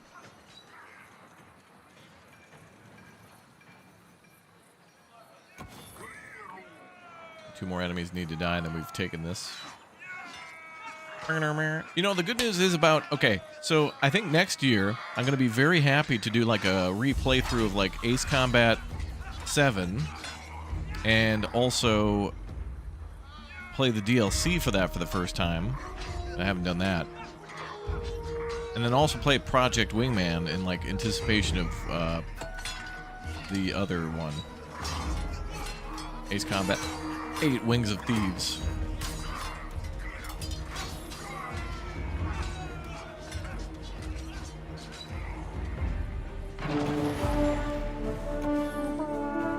Okay, this one's down to 9. Let's take this one on the left.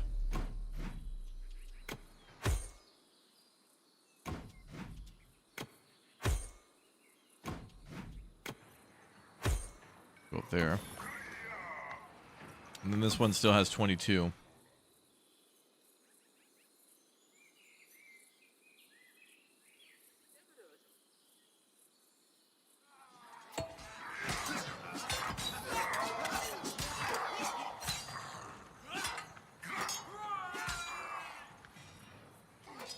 You think trade carriers are needed for the stalls? Maybe. Let's see. I did train a bunch of them.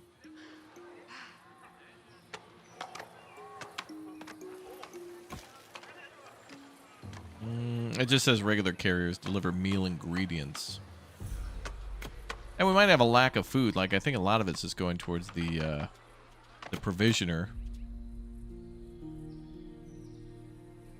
And now we've started farming, so hopefully that brings in some food. Mm-hmm.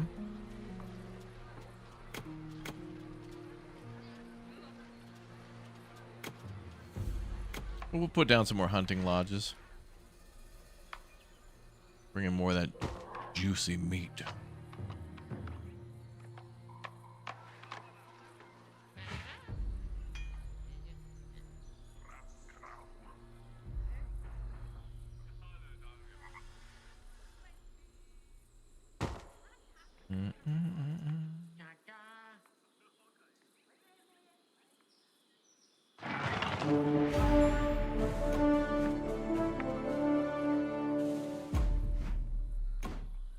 Okay, our forces were pretty much wiped down again. We got 11 plus 4 plus 7. That's not going to be enough. Wait, they're down to 9 men, though. That's enough. Let's take it.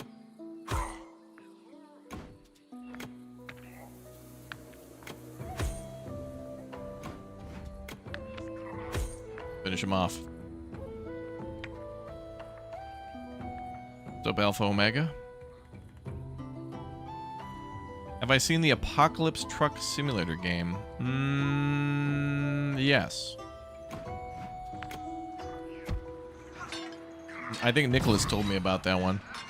It's fun. It looks like you deliver stuff after the apocalypse in trucks. Tell me the exact name of it.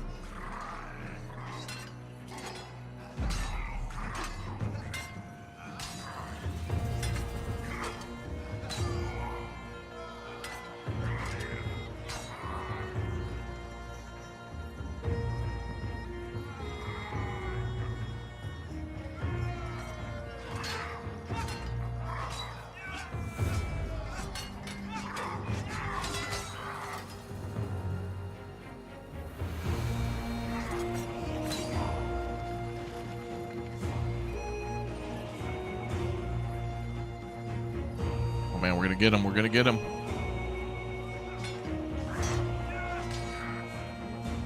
Oh, and then this territory has a nice forest here, but more importantly, all this gold and other stuff that they have. We'll have to claim it, though, but... Okay, they're down to 2 enemies. We've still got troops. Oh, they're fighting. Goodbye.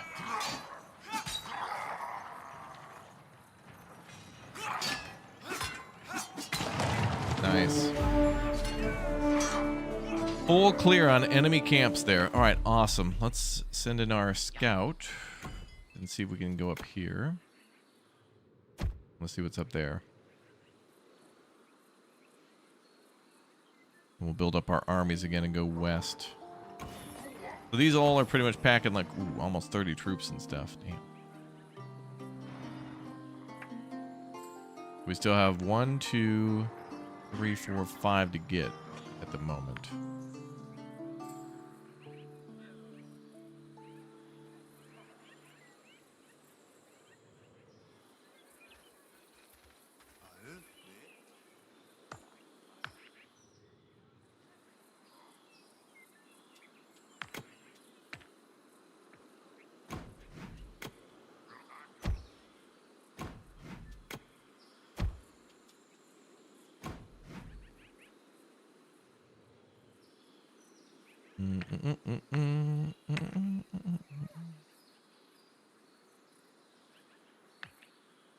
Any thoughts on Subnautica 2 Early Access 2026?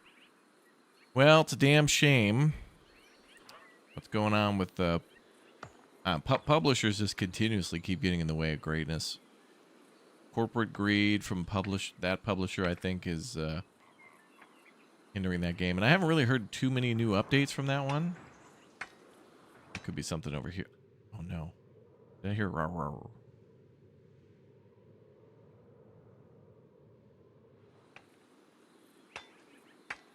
There could be something over here. I'm going to have to check it out.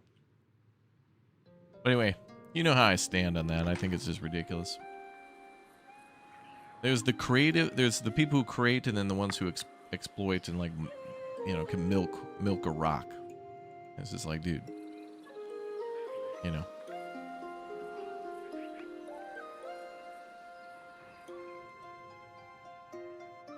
Oh, wait a minute. There is something up there.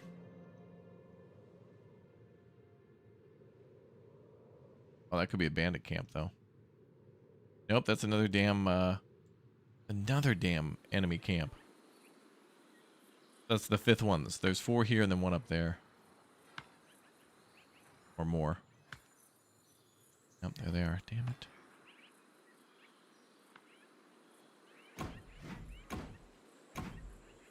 Now we're going to have to build up the military again.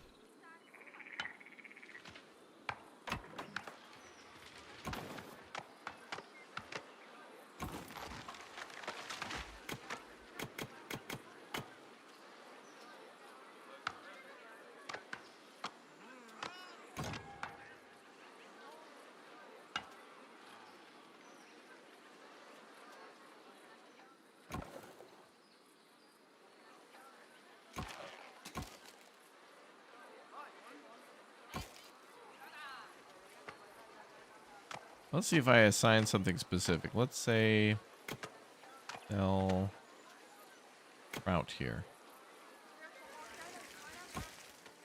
We'll see if they actually deliver something.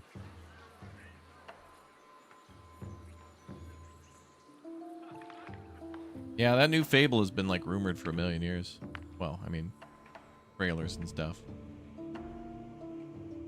Very much nowadays, though, a game can be hyped up forever and then just instantly canceled. I will say, though, that the that last release of High Guard, aka Overwatch,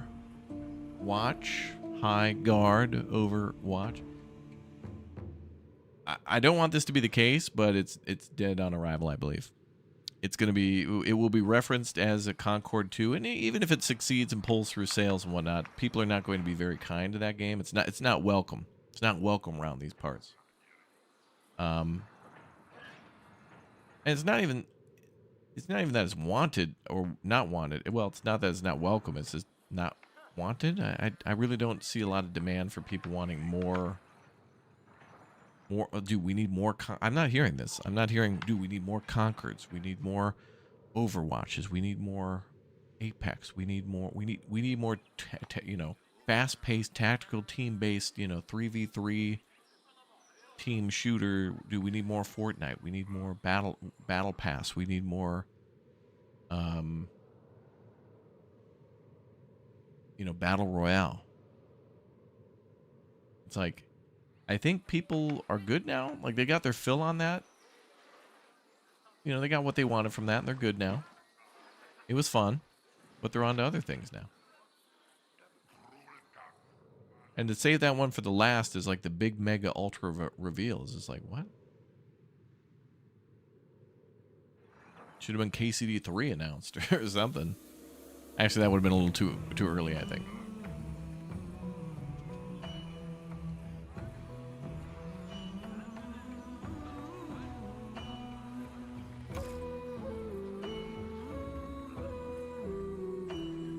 But that was the time to release Bloodborne. That was the time to talk about Half-Life 3. If it was ever going to happen, you know.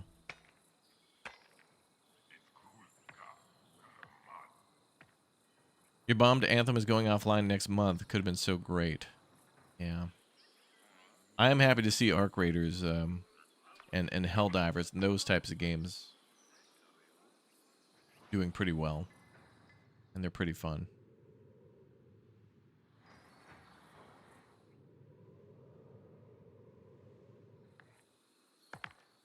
Oh, look at that zoom. Look at that. Boom, boom, boom.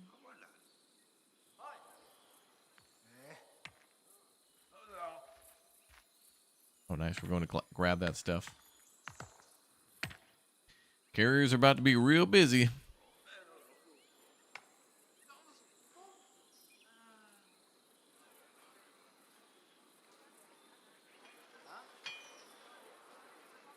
This map is crazy. This has been one of the biggest missions we've been on. There's just hidden stuff everywhere. Where are the explorers?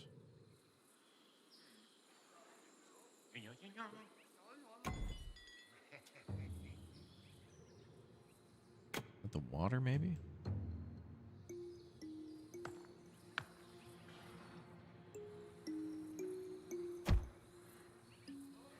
Go over there and explore.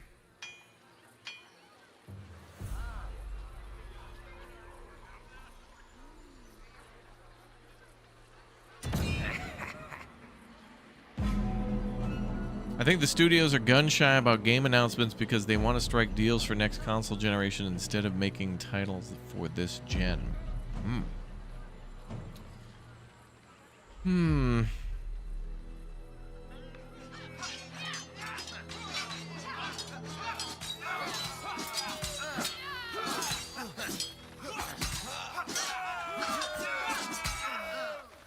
Oh, look at all those thieves.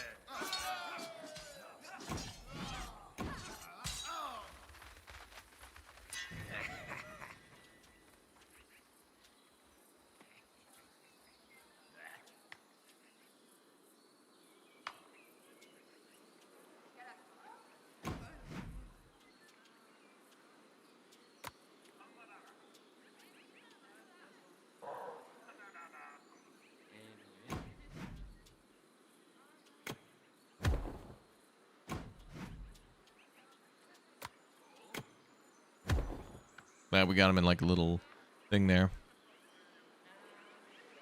Yeah, this is similar to the Settlers. Same dev. It's a lot of fun. Good combat here. It's very slow, the combat, but it's all about building up and like attacking at the right time. It's cool. Have I ever played Star Trucker? Basically, truck driving in space. Yeah, they even sent me a hat. We beat the whole game. Got my Star Trucker hat right here, brother. I liked it. I haven't checked back in about a year if there was any updates or whatnot, but I thought it was a good time. Intergalactic rip and dipping.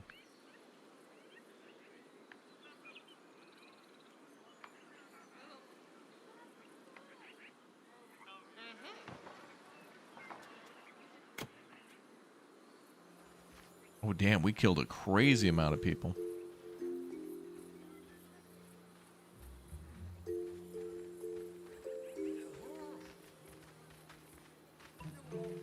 Or they did. No, those are cunning thieves.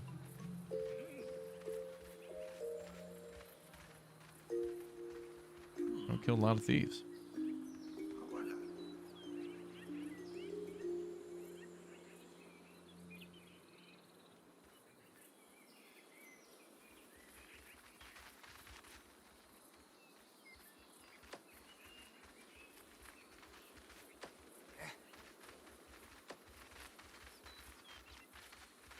Well, now we can follow them right back to their base.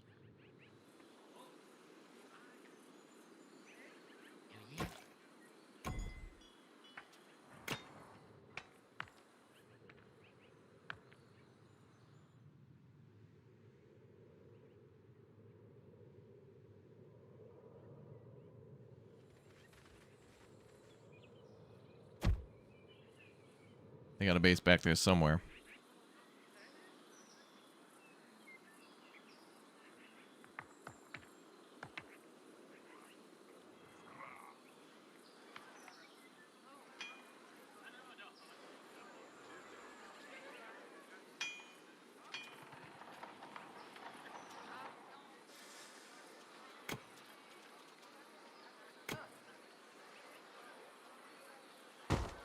Need more flax.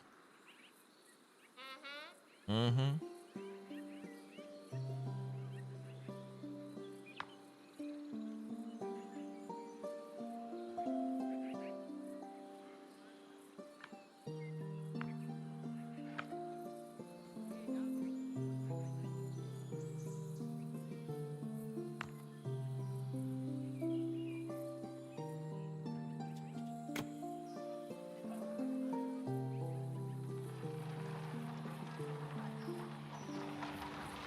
Ooh, windmill, bruh. It's a hell of a windmill there. Hell of a windmill.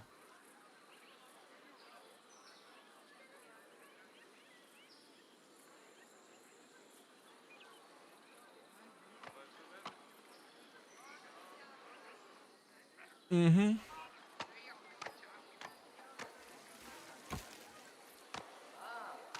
Still nobody at the market.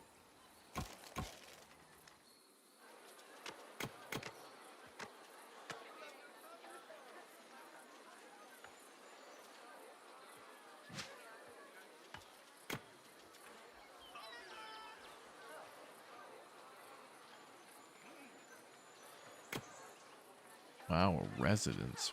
Wow.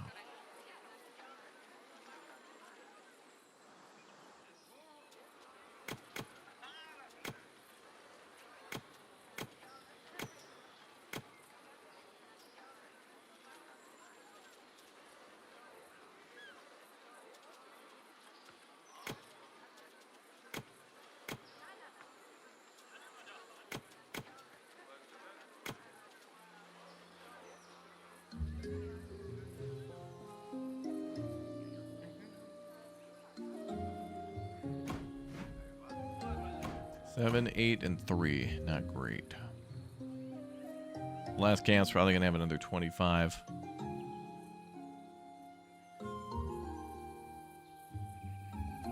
Ooh, look at all that silver ore.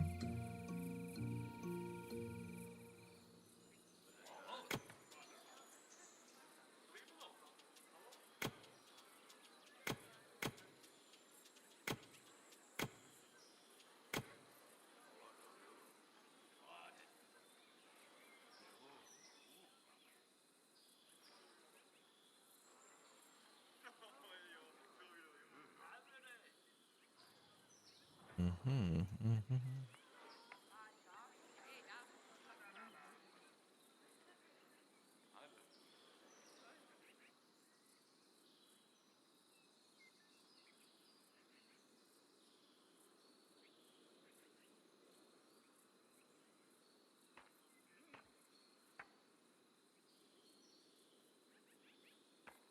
Mm-hmm.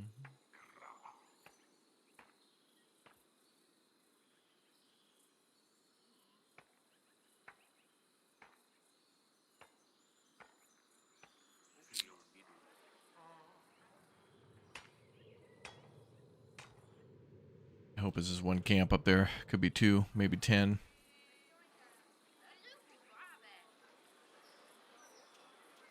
You think the residents unlock staff and trains them?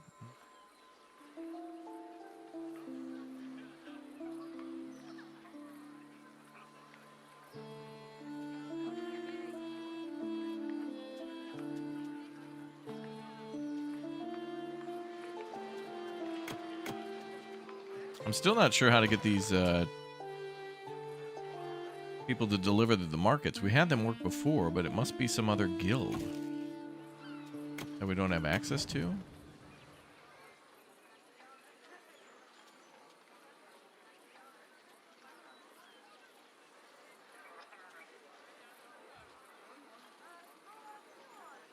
Pioneers, guards, soldiers, builders.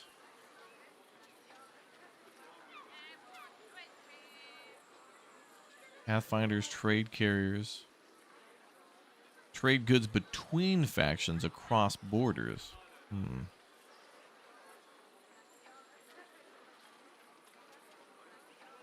Got to be hauled from the marketplaces or the from the warehouses. Okay.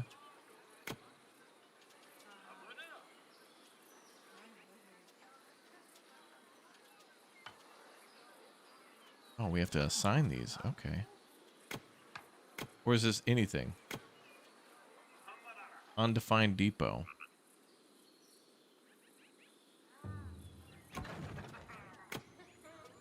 All right, well, let's set it to not construction, mining. All right, mining, I guess.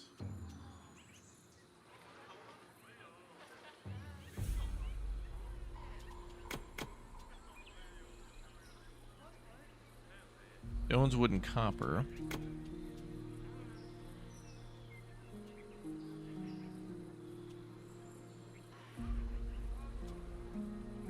The warehouse is just a bigger storage, I guess. Let's build a couple of those in the town.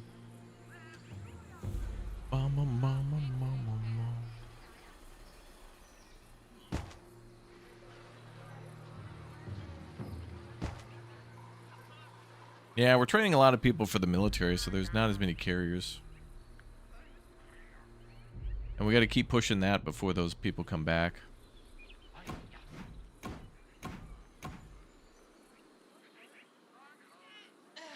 I guess the bulwarks are the main objective here we're pushing towards. Then we can move on.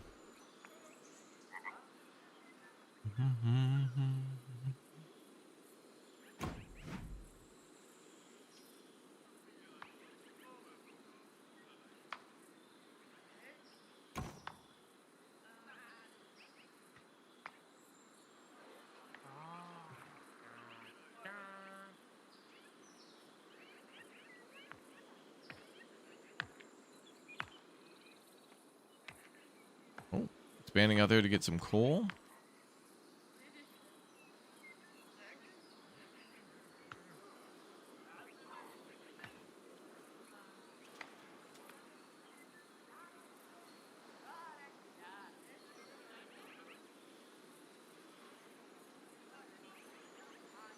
No carriers available for transports or training. Training.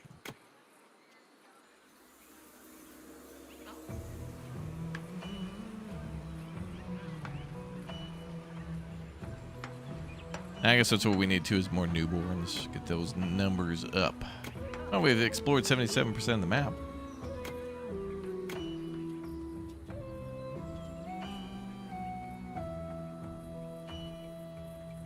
Trying to make a nice push towards food, though.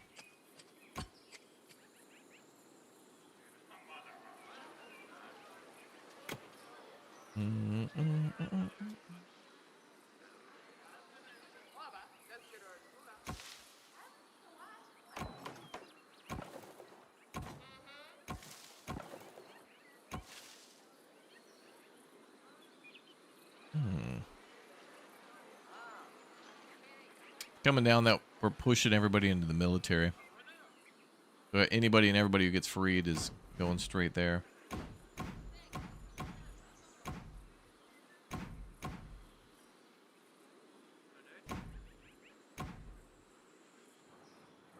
I just want to kill that last camp up there.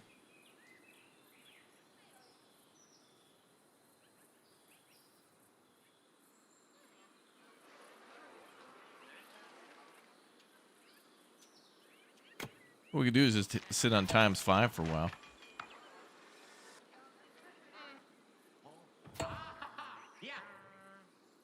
Ooh. Ah. The thief camp. 30 damn thieves up there. Damn.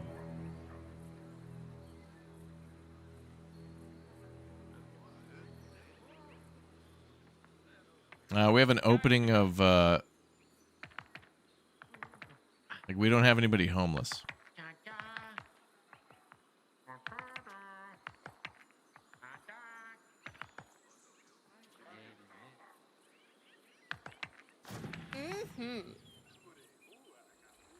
Look at that. We found gold bars. They'll come in handy. Oh, good. We can make We can make our military even more powerful now. Treasurers dug up some gold bars.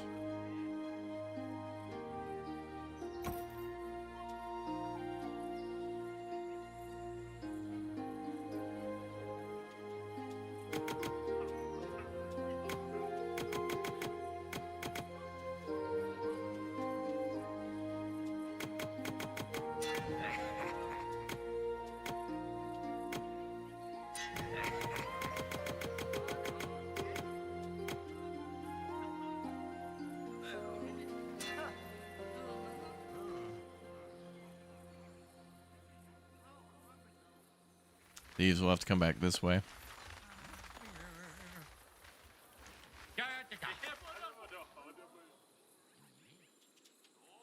Oh, there we go. Number shot right up. There we go. Okay. Let's let them get caught up a little bit.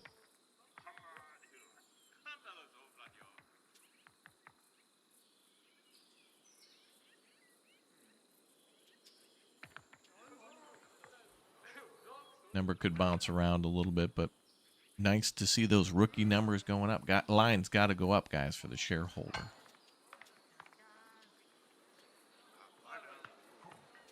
Constant 90 degree.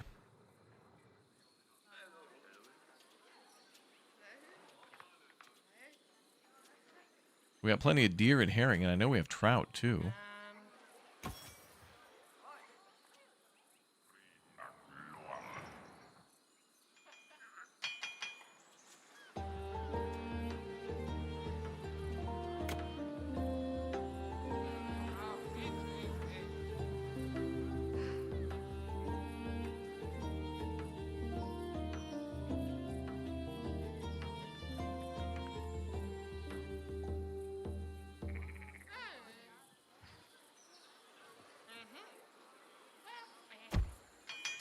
Go up there and build, I guess.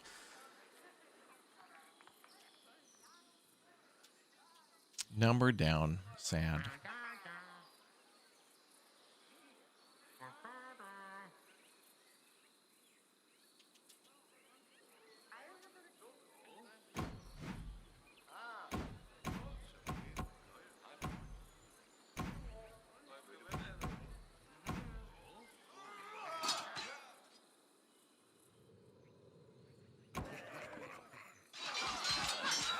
Oh, nice, we just killed a ton of thieves.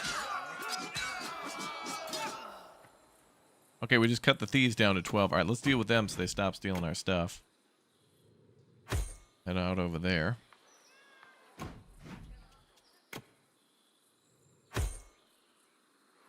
That's a great ambush. To ambush them while they're walking into this territory in a like one at a time type thing is great. Go out and fight them.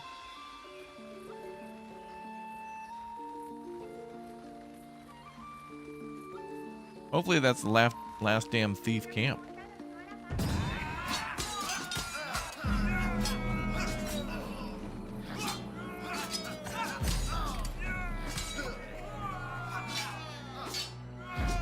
Oh, look at all the resources there. Silver, limestone, copper, coal, regular stone. Oh, this is like Manor Lords. Love it. Hell yeah. Oh, and that was the last camp. No, it wasn't. There are still more thief camps? You've got to be kidding me. What? Where? Up there? This quote-unquote island is literally just a continent. I think we found the mainland.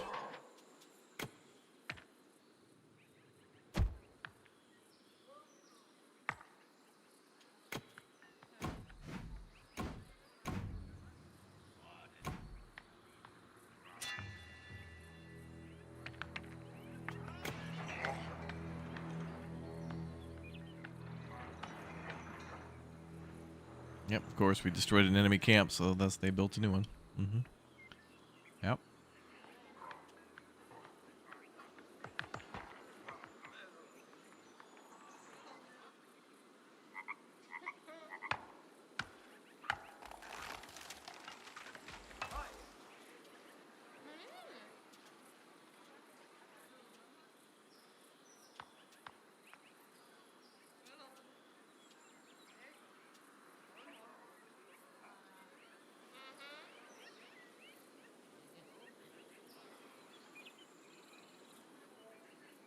Can't believe it.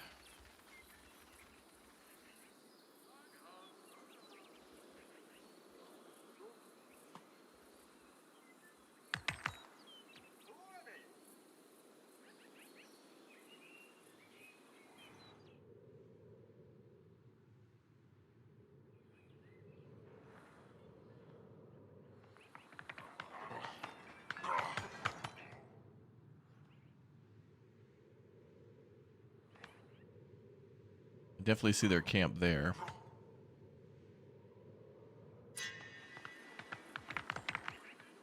It's insane how many enemies we've had to, like, or how many fortresses we've had to kill. It's pretty crazy.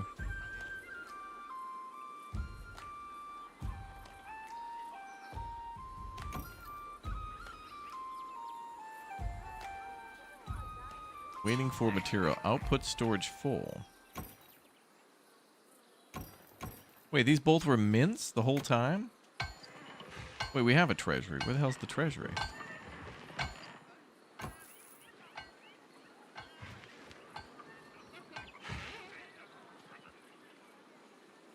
Is this building full or what? Has room for 7 different commodities with a capacity up to 16 pieces each. So this isn't even at its capacity yet.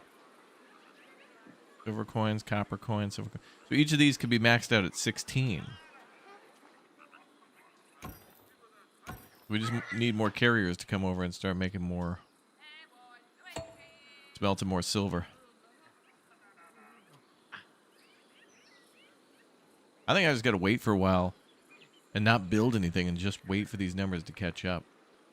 But it sucks because a lot of it does have to go to the military, because if we don't keep harassing the enemy like that, they're just going to get, as you see in the western side, a bigger and bigger problem. They now have 2, 4...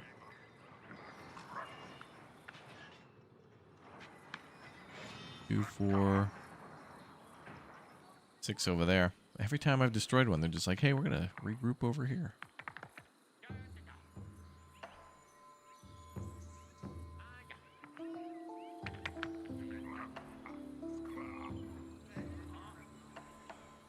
All right, so we'll build a thing here.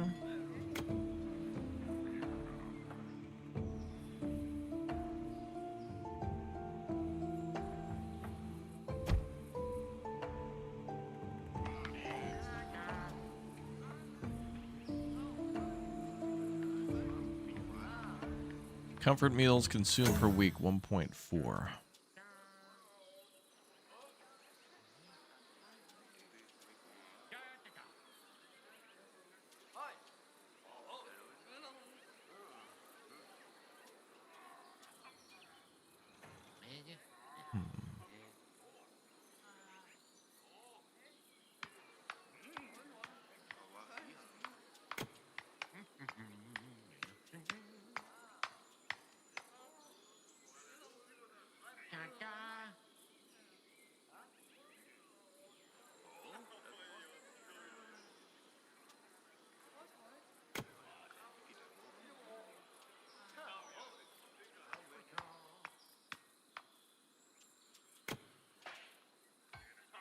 More meals are needed.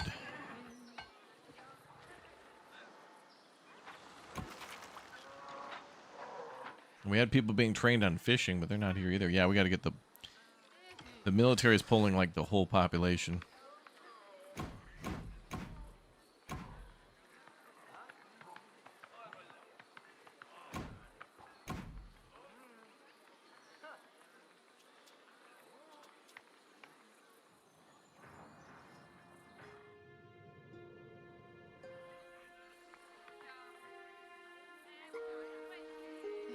I don't think we can choose to have carriers trained. I think they're just by default.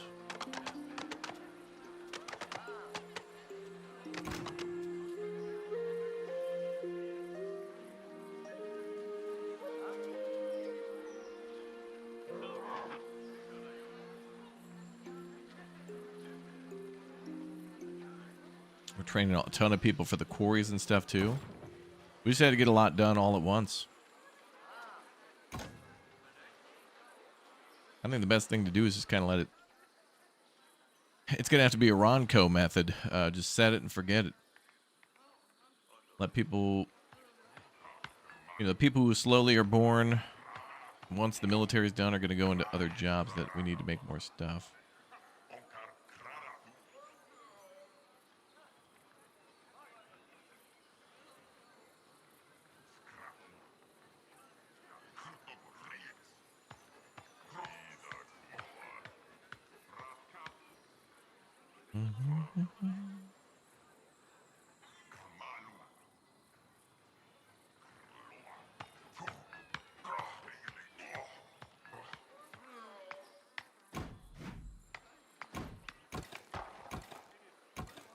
Yeah, we built all these new buildings and we need people to work there.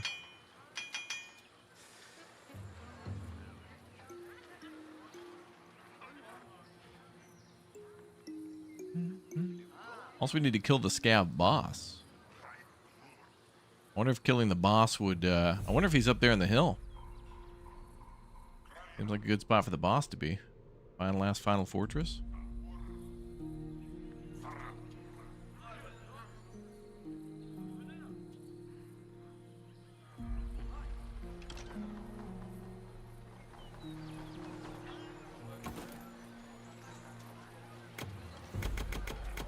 Okay, let's turn off all other training. Military is great and all, but we're gonna let these other jobs get trained. So this is what the game's trying to train now: is hunters and fishers and farmers. That'll create more food, and that'll get the baby boom bopping. And they should go towards the carriers.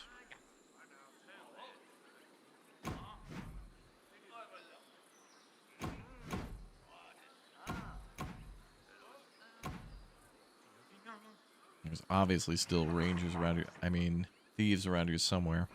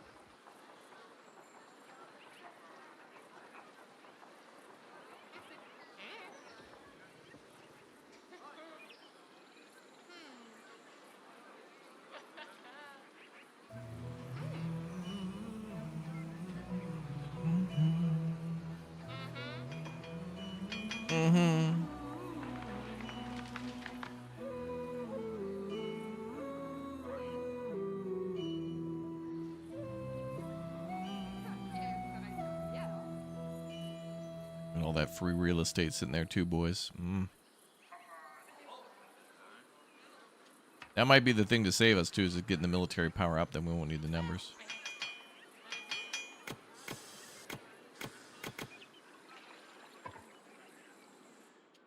Look at more spreadsheets. Oh, Nicholas would love this game.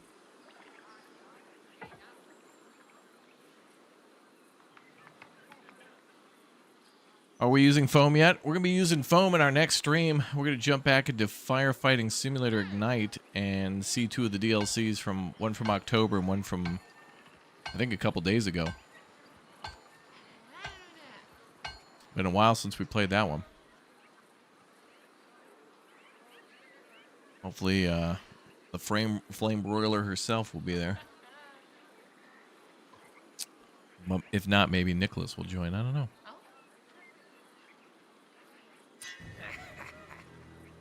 What? A thief stole something disgusting. Oh, now they're showing us where their next base is. Those bastards.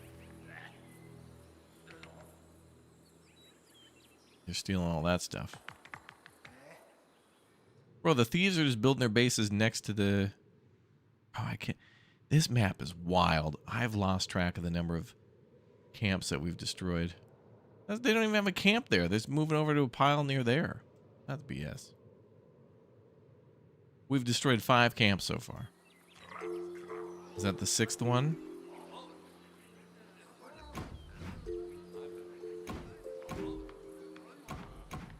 Oh, we got 28 people ready to go. I could go up there. But I don't even see their camp. I tried to send an adventure up there, but we're standing by.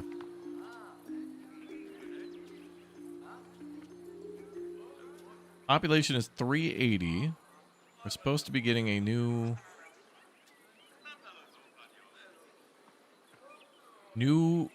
newborn per minute 0.2. Balance of homes 240. Carriers 39. Like, how the hell do I get more carriers? Do I need to build?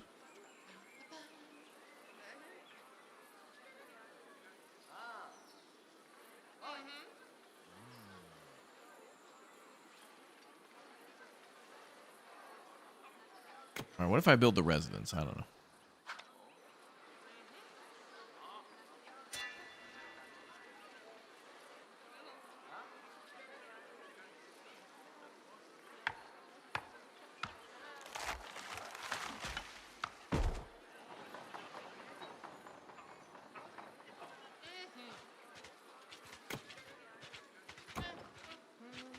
Well, these houses aren't even full anyway. This is a 3 out of 8.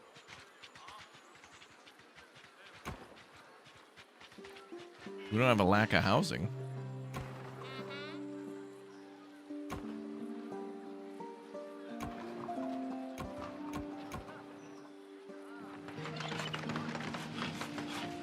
Well, now we're at 382. How luxurious.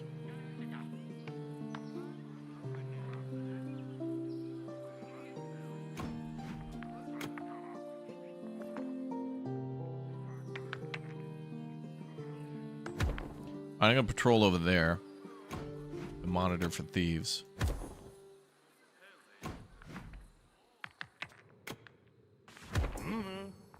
With our carriers moving larger homes, yeah, whatever.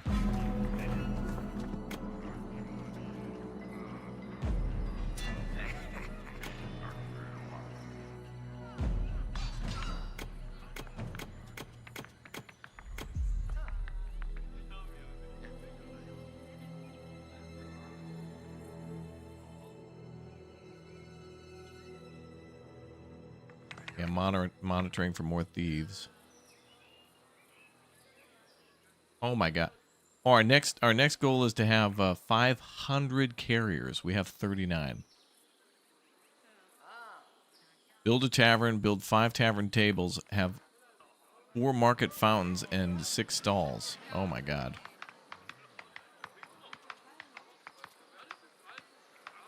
So it's a full stun lock based on the carriers. So what we'll do is wait for everybody to, well, we just got to get the rookie numbers up.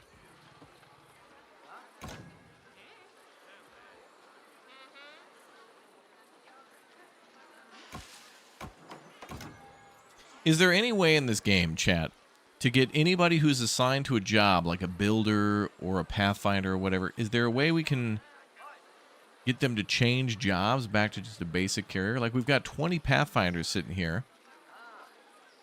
Is there a way to just tell these guys to throw in the towel on that and just start becoming... I mean, we got all these people who are not doing anything.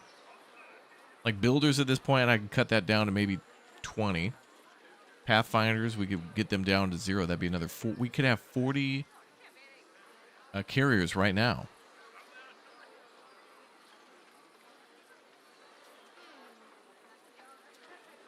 Is there any way to convert jobs? It's like, if you imagine this game, if you got everybody mining and then you mined everything nearby and then you were going to switch them to do something else, and then like everybody has to sit and be a miner forever. Mm-hmm.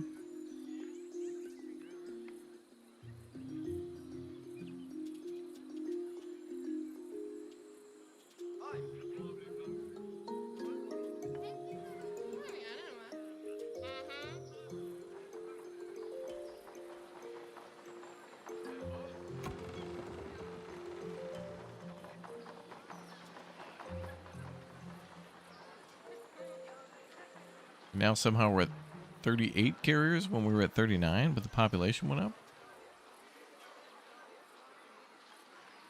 Their way to shut down a building. Well, I deleted the buildings that they used to work in, like those Pathfinders. They were just needed to clear the rock piles here, and I did that. So I don't need them anymore. So can I not make them into some other job? It seems insane to not be able to convert them from A to B. You cannot despecialize characters. Wow, that is so dumb. I mean, we got a labor force of about 100 people sitting on their ass, then doing nothing.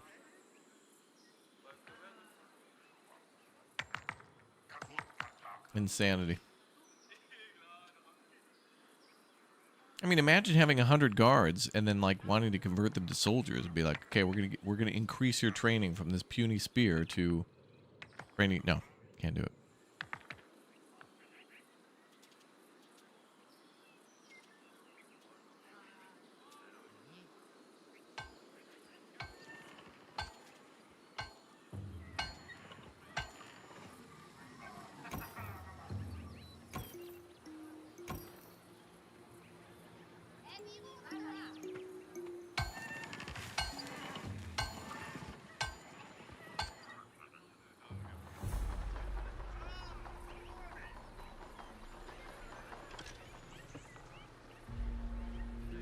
I mean, I think what we could do now is just sit here at what ×5 speed and just like wait.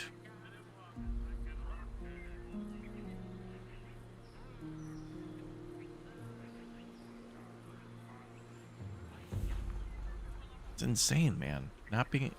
You can't take somebody who's a farmer and turn them into a logger or a miner or something.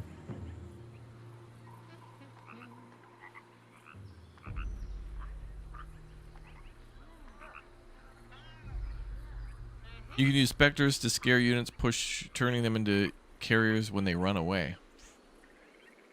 Why can't the player just despecialize? Why is that a difficult thing?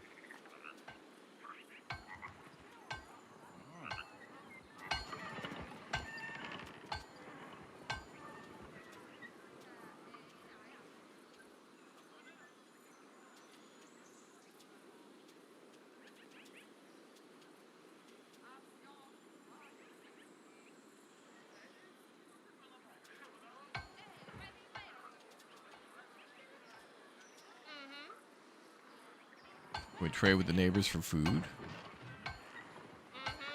Actually, we already have food.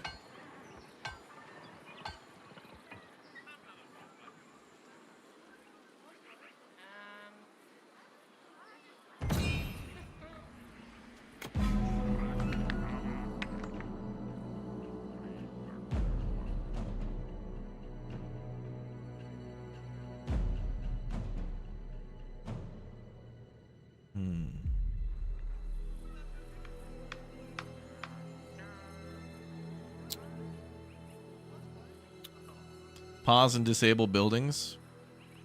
So like earlier in the game, we had Pathfinders and I deleted their buildings which were here and they're still just Pathfinders. Is that really going to work?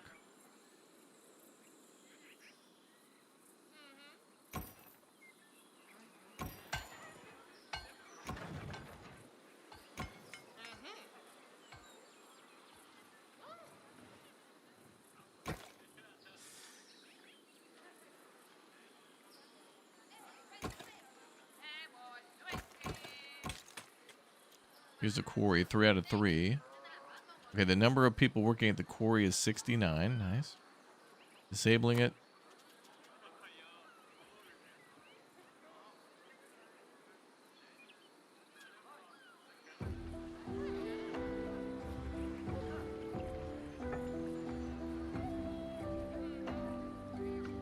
Yeah, we want to take, and now we have 70. Insane.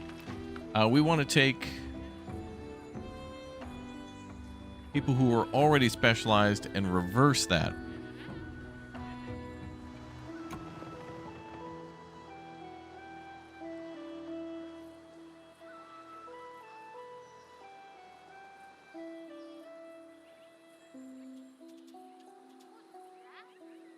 The number of people working at the quarry has only gone up.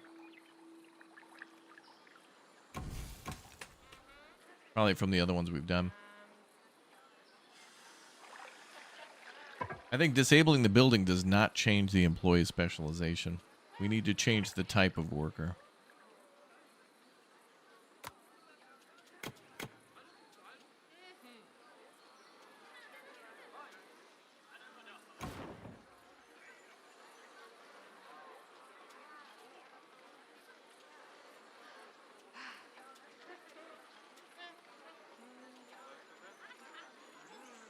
Like right here, I have 36 guards. Can I untrain them? You can't go down.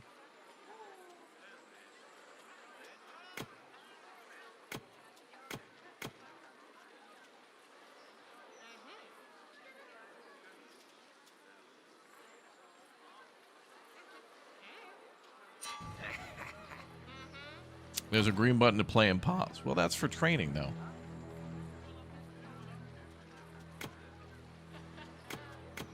These people are already trained. It doesn't. There's not a button. We want to convert them back to carriers. How do we convert a specialist into a carrier?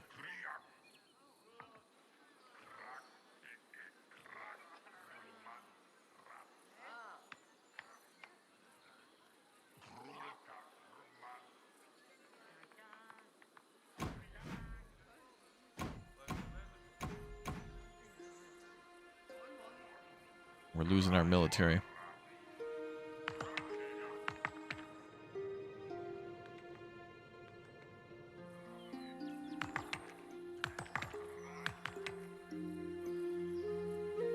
There's no way to directly select a specific individual and manually force them into a specific job or building. You have to manage the tools.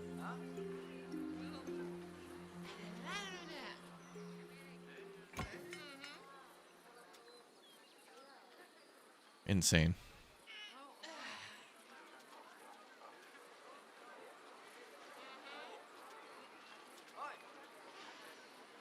And we're still stun locked at 37 carriers. I mean, the only other thing we could do...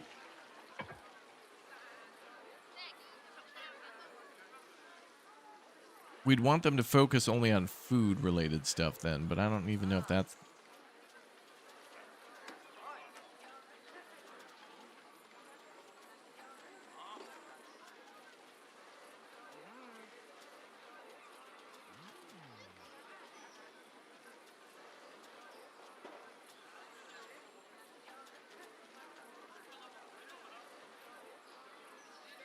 Okay, so we want them to make more rations. And we've got enough provisioners. The problem is that they're not getting enough stuff to make more provisions. Okay, so...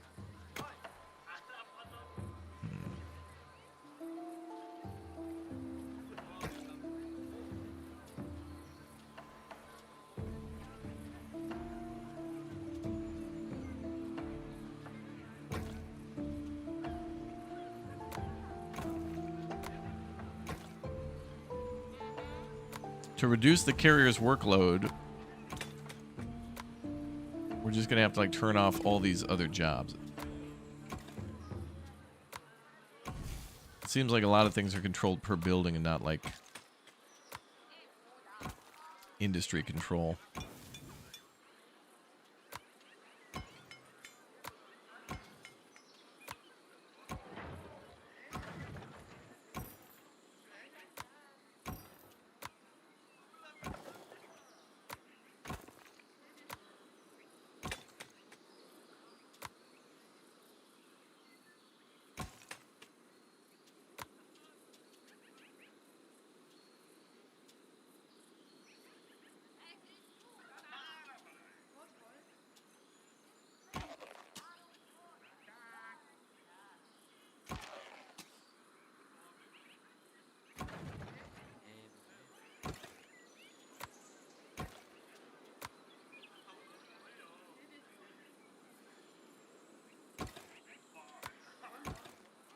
I think that's the only way to do it.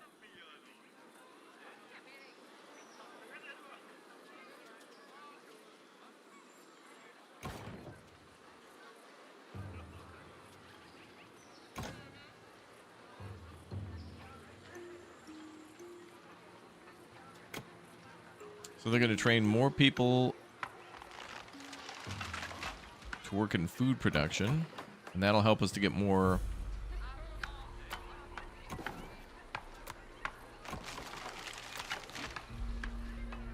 babies, I guess. We have to shut down all these buildings just to prioritize food production.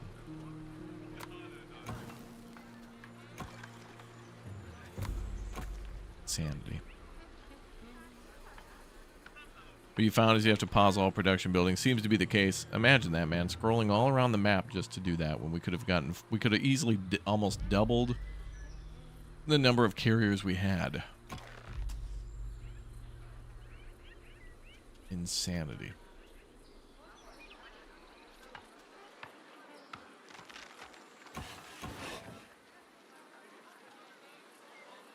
So it wants to train 3 more people for provisioner, which is good because that makes food. They want 6 farmers, woodcutters, hunters. Okay. But they're waiting for bows and whatnot.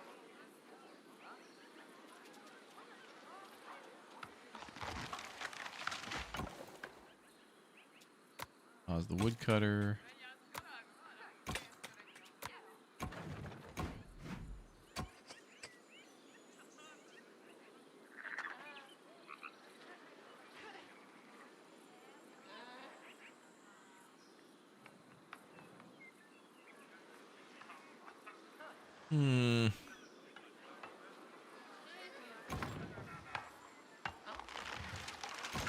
Well, I guess I can even pause the guild halls too. Tell them to stop making workers.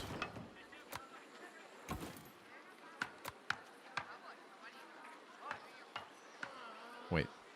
37 carrier.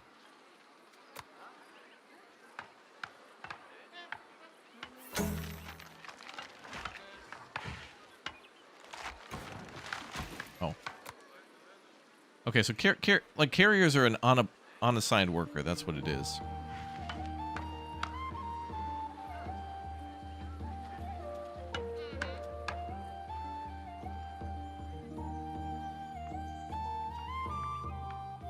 If you run out of carriers, you have to start a new map. Oh, dude, imagine that, dude. Like, not putting in a thing where you can tell people who...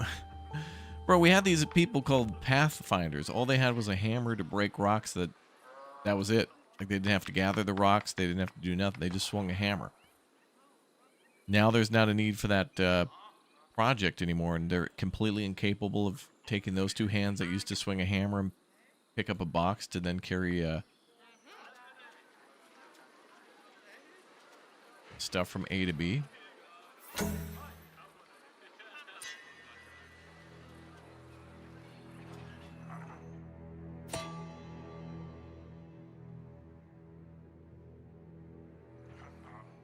The bandits went up there somewhere. The thieves, I have no idea where they could be.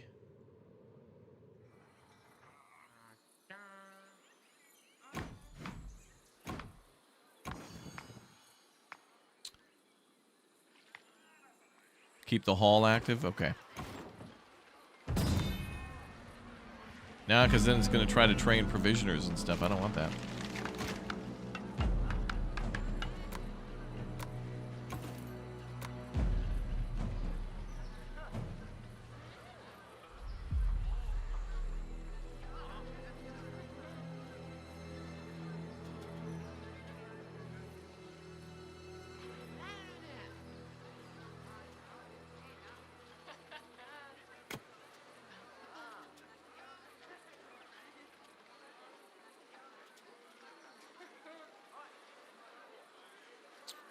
Defo need a patch for that.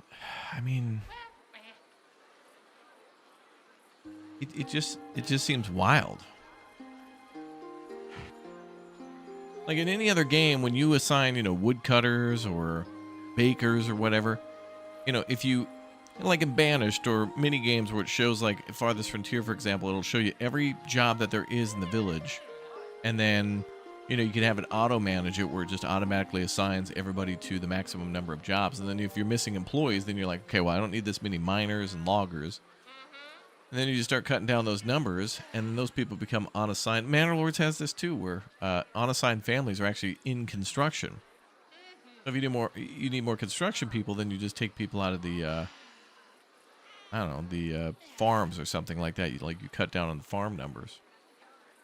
So somebody who was once picking up a rake or whatever, or a shovel, now is picking up a hammer and building houses.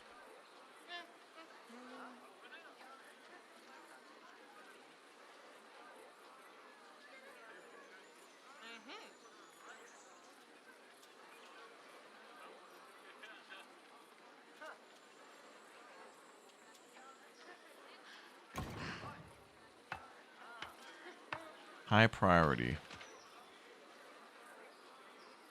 Workers ordered by buildings.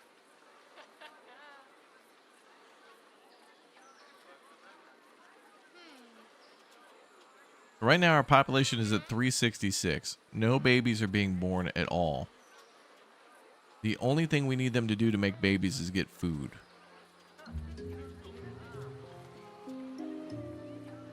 Ration 1.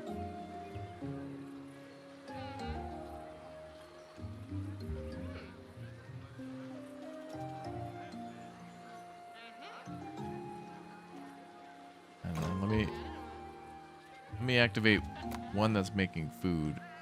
Hunter, provisioner, and farmer.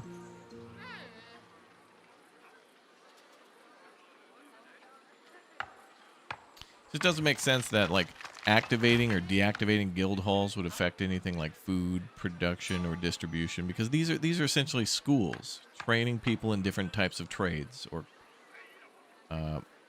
training craftsmen to be loggers and stuff like that. And if you shut that down,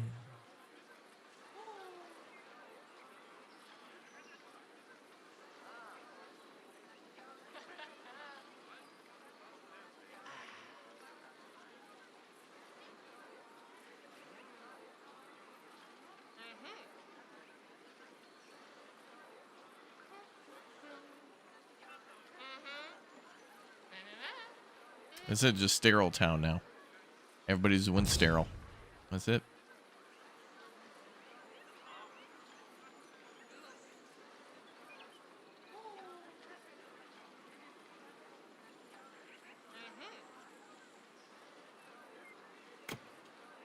Comfort meals consumed per minute 0. Shouldn't everybody be dead? How the hell are 366 people alive?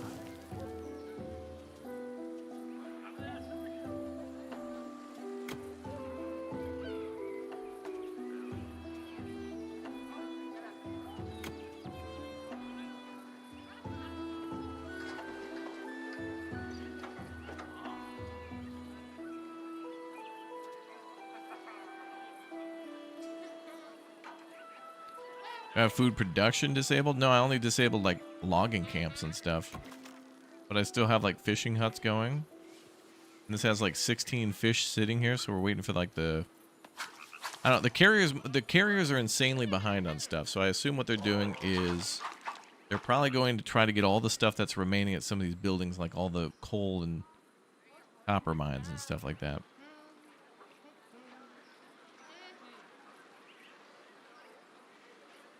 So they're getting caught up on an astronomical amount of tasks.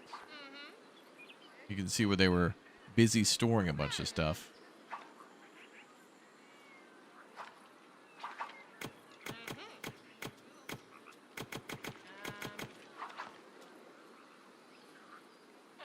Game's wild, dude.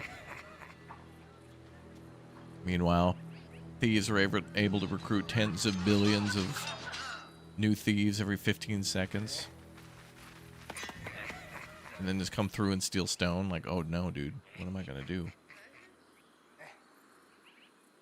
Rations was disabled? No. By default, there's certain foods that they're not making, but rations are not disabled. Uh-oh. We got superstition now in the chat. Here comes the U. Here we go with the U.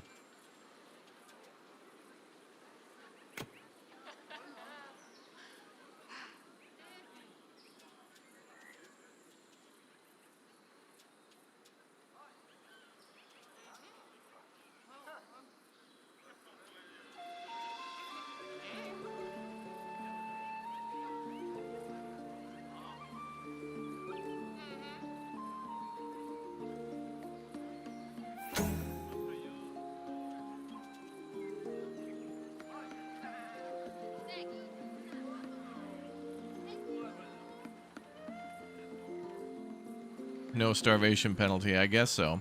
But we're completely stun locked at 37 carriers. So I want these 37 then to just focus on bringing food to wherever. But then there's not even people working at some of these, like, other jobs.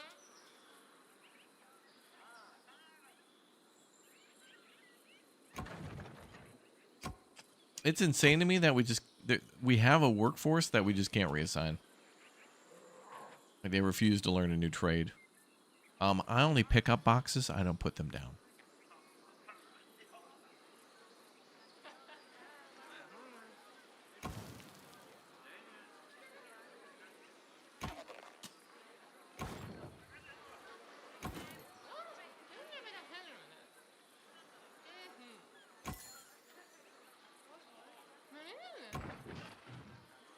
Where's our other provision building?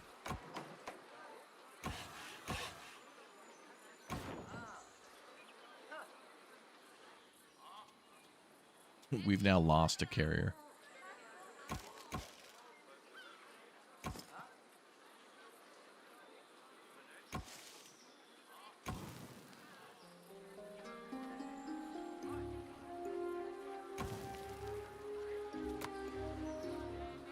Okay, let's make provisioners a high priority.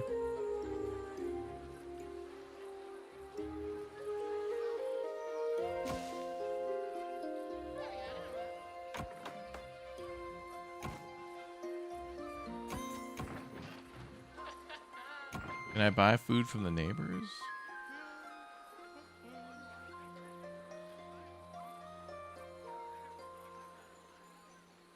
No.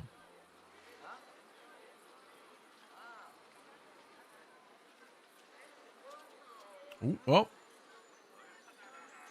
Baby's bopping up again.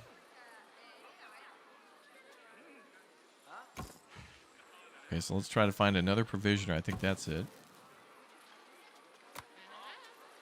And see, these are default paws too. Trout and deer meat.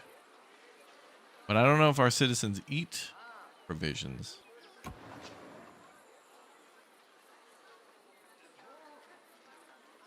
No wood for cooking hot meals available. Well, what the hell's the difference between a hot meal and a comfort meal?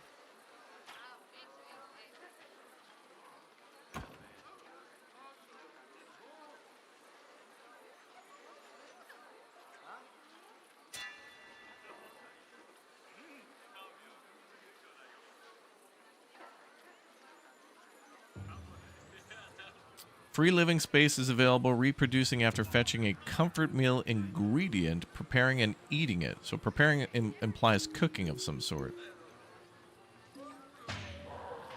So they need wood as well.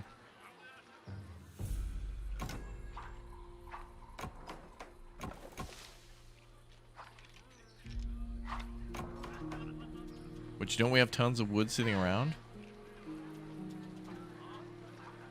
We have no wood. So who gathers wood are these guys? Resource depots.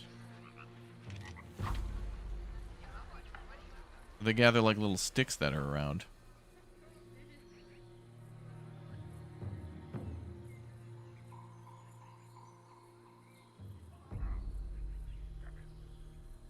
Actually, it looks like they gather little saplings.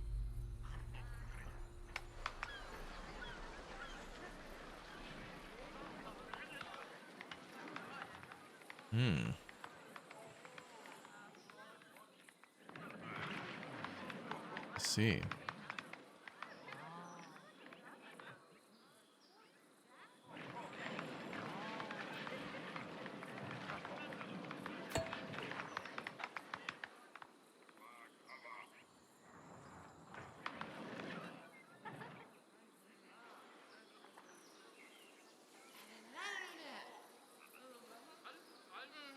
Wait, don't I have... Okay. Storage.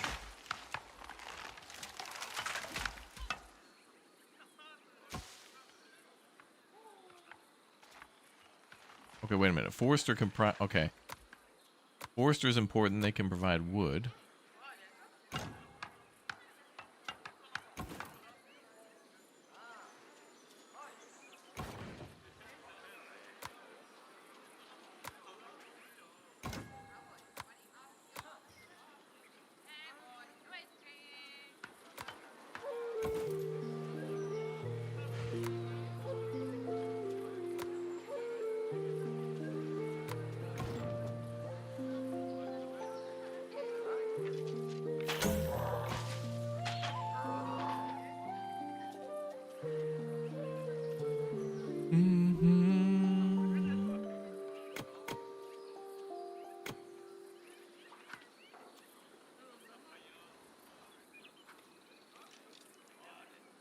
Where are these other buildings? Okay, there. That's one of them.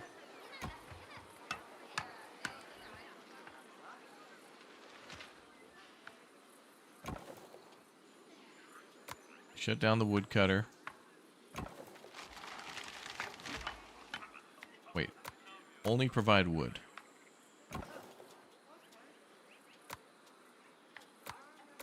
No more trunks. Only wood.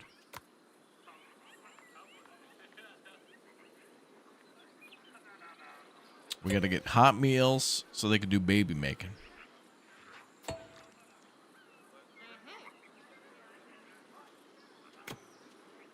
There's the third one of these somewhere.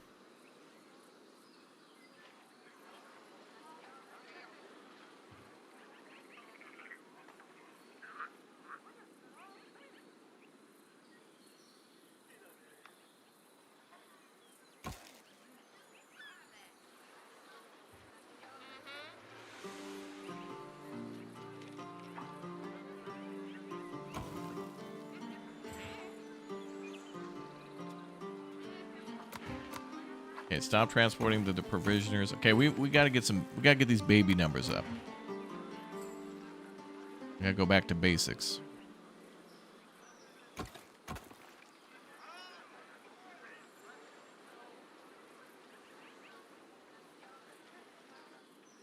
Sawmills can create the wood too? Okay.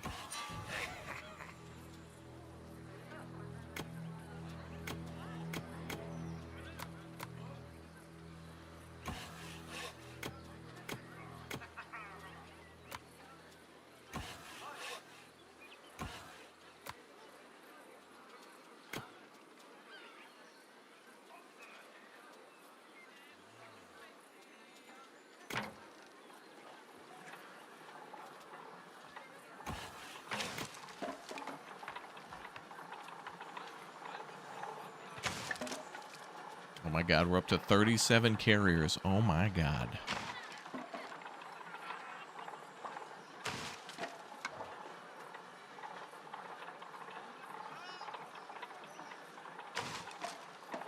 Oh. Ooh. Oh. Okay.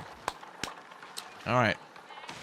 Mom got hot now that we're able to roast a mushroom. Nothing gets the loins jiggling like that. Babies are popping out left and right now, full auto. It's like Terminator 2 on the second story of the Cyberdyne building with the minigun. Babies are just flying out now. Wow. I'm going to go ahead and say one word here. Dumb. Dumb. The fact that you can't repurpose employees and stuff like that, it's so dumb. For a game that like prides itself on spreadsheets, breakdowns, tables, times tables, divide tables, set the table, table leafs, and like half the screen is covered by numbers and images, and it can't have guy A do guy B job. Can't, no. It's impossible, man. Like once you know something, you can't do something else. It's impossible, dude. Impossible. If you drive a car, can't learn how to drive an airplane. Impossible. You've already learned how to drive a car. You can't change. You can only do one thing. Or if somehow you made it through life and you've taken the bus your whole life like BK, and then you learn how to land a 747 in a crosswind, no way you could back a Ford Ranger out of a parking spot. It would explode. There's no way you could learn how to do something different, arguably less complex than, putting down a 747. Impossible. That's a litigation right there. That is a massive, like, at least the northern and southern hemisphere is coming together to have a gargantuan class action lawsuit right there. Now carriers are up to 49. So now we just sit here for the next hour and just wait for those rookie numbers to go up. Okay, so it came down to basically just making wood and a berry. Yeah, can't have skilled laborers do unskilled labor to be amongst the poors. Oh, disgusting. Oh, I didn't learn Microsoft Excel to be amongst those who take mushrooms from point A to point B. Oh, could you imagine being seen amongst the riffraff? Oh, in this survival colony game where we're being pummeled by thieves and scavs, possible disease. Look at the shareholder era.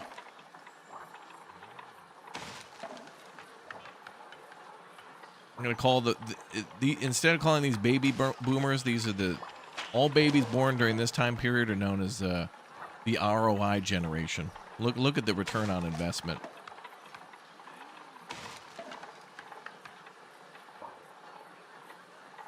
I'm not building nothing. I'm not doing nothing until that number hits the 500. Oh my God, that perpetual mega ultra stun lock.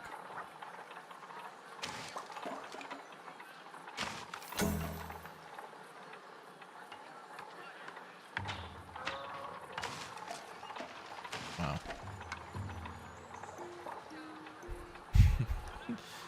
Terminator on the second story of the Cyberdyne building. Yeah, now I'll need to build houses.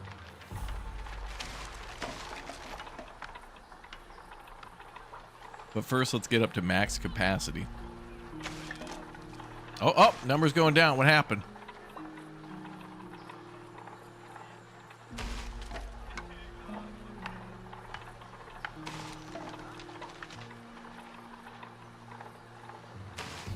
Oh, it's time to go to a different stream. Okay. Well, that's gonna be it for now. But that is a gigantic with a capital lit gator.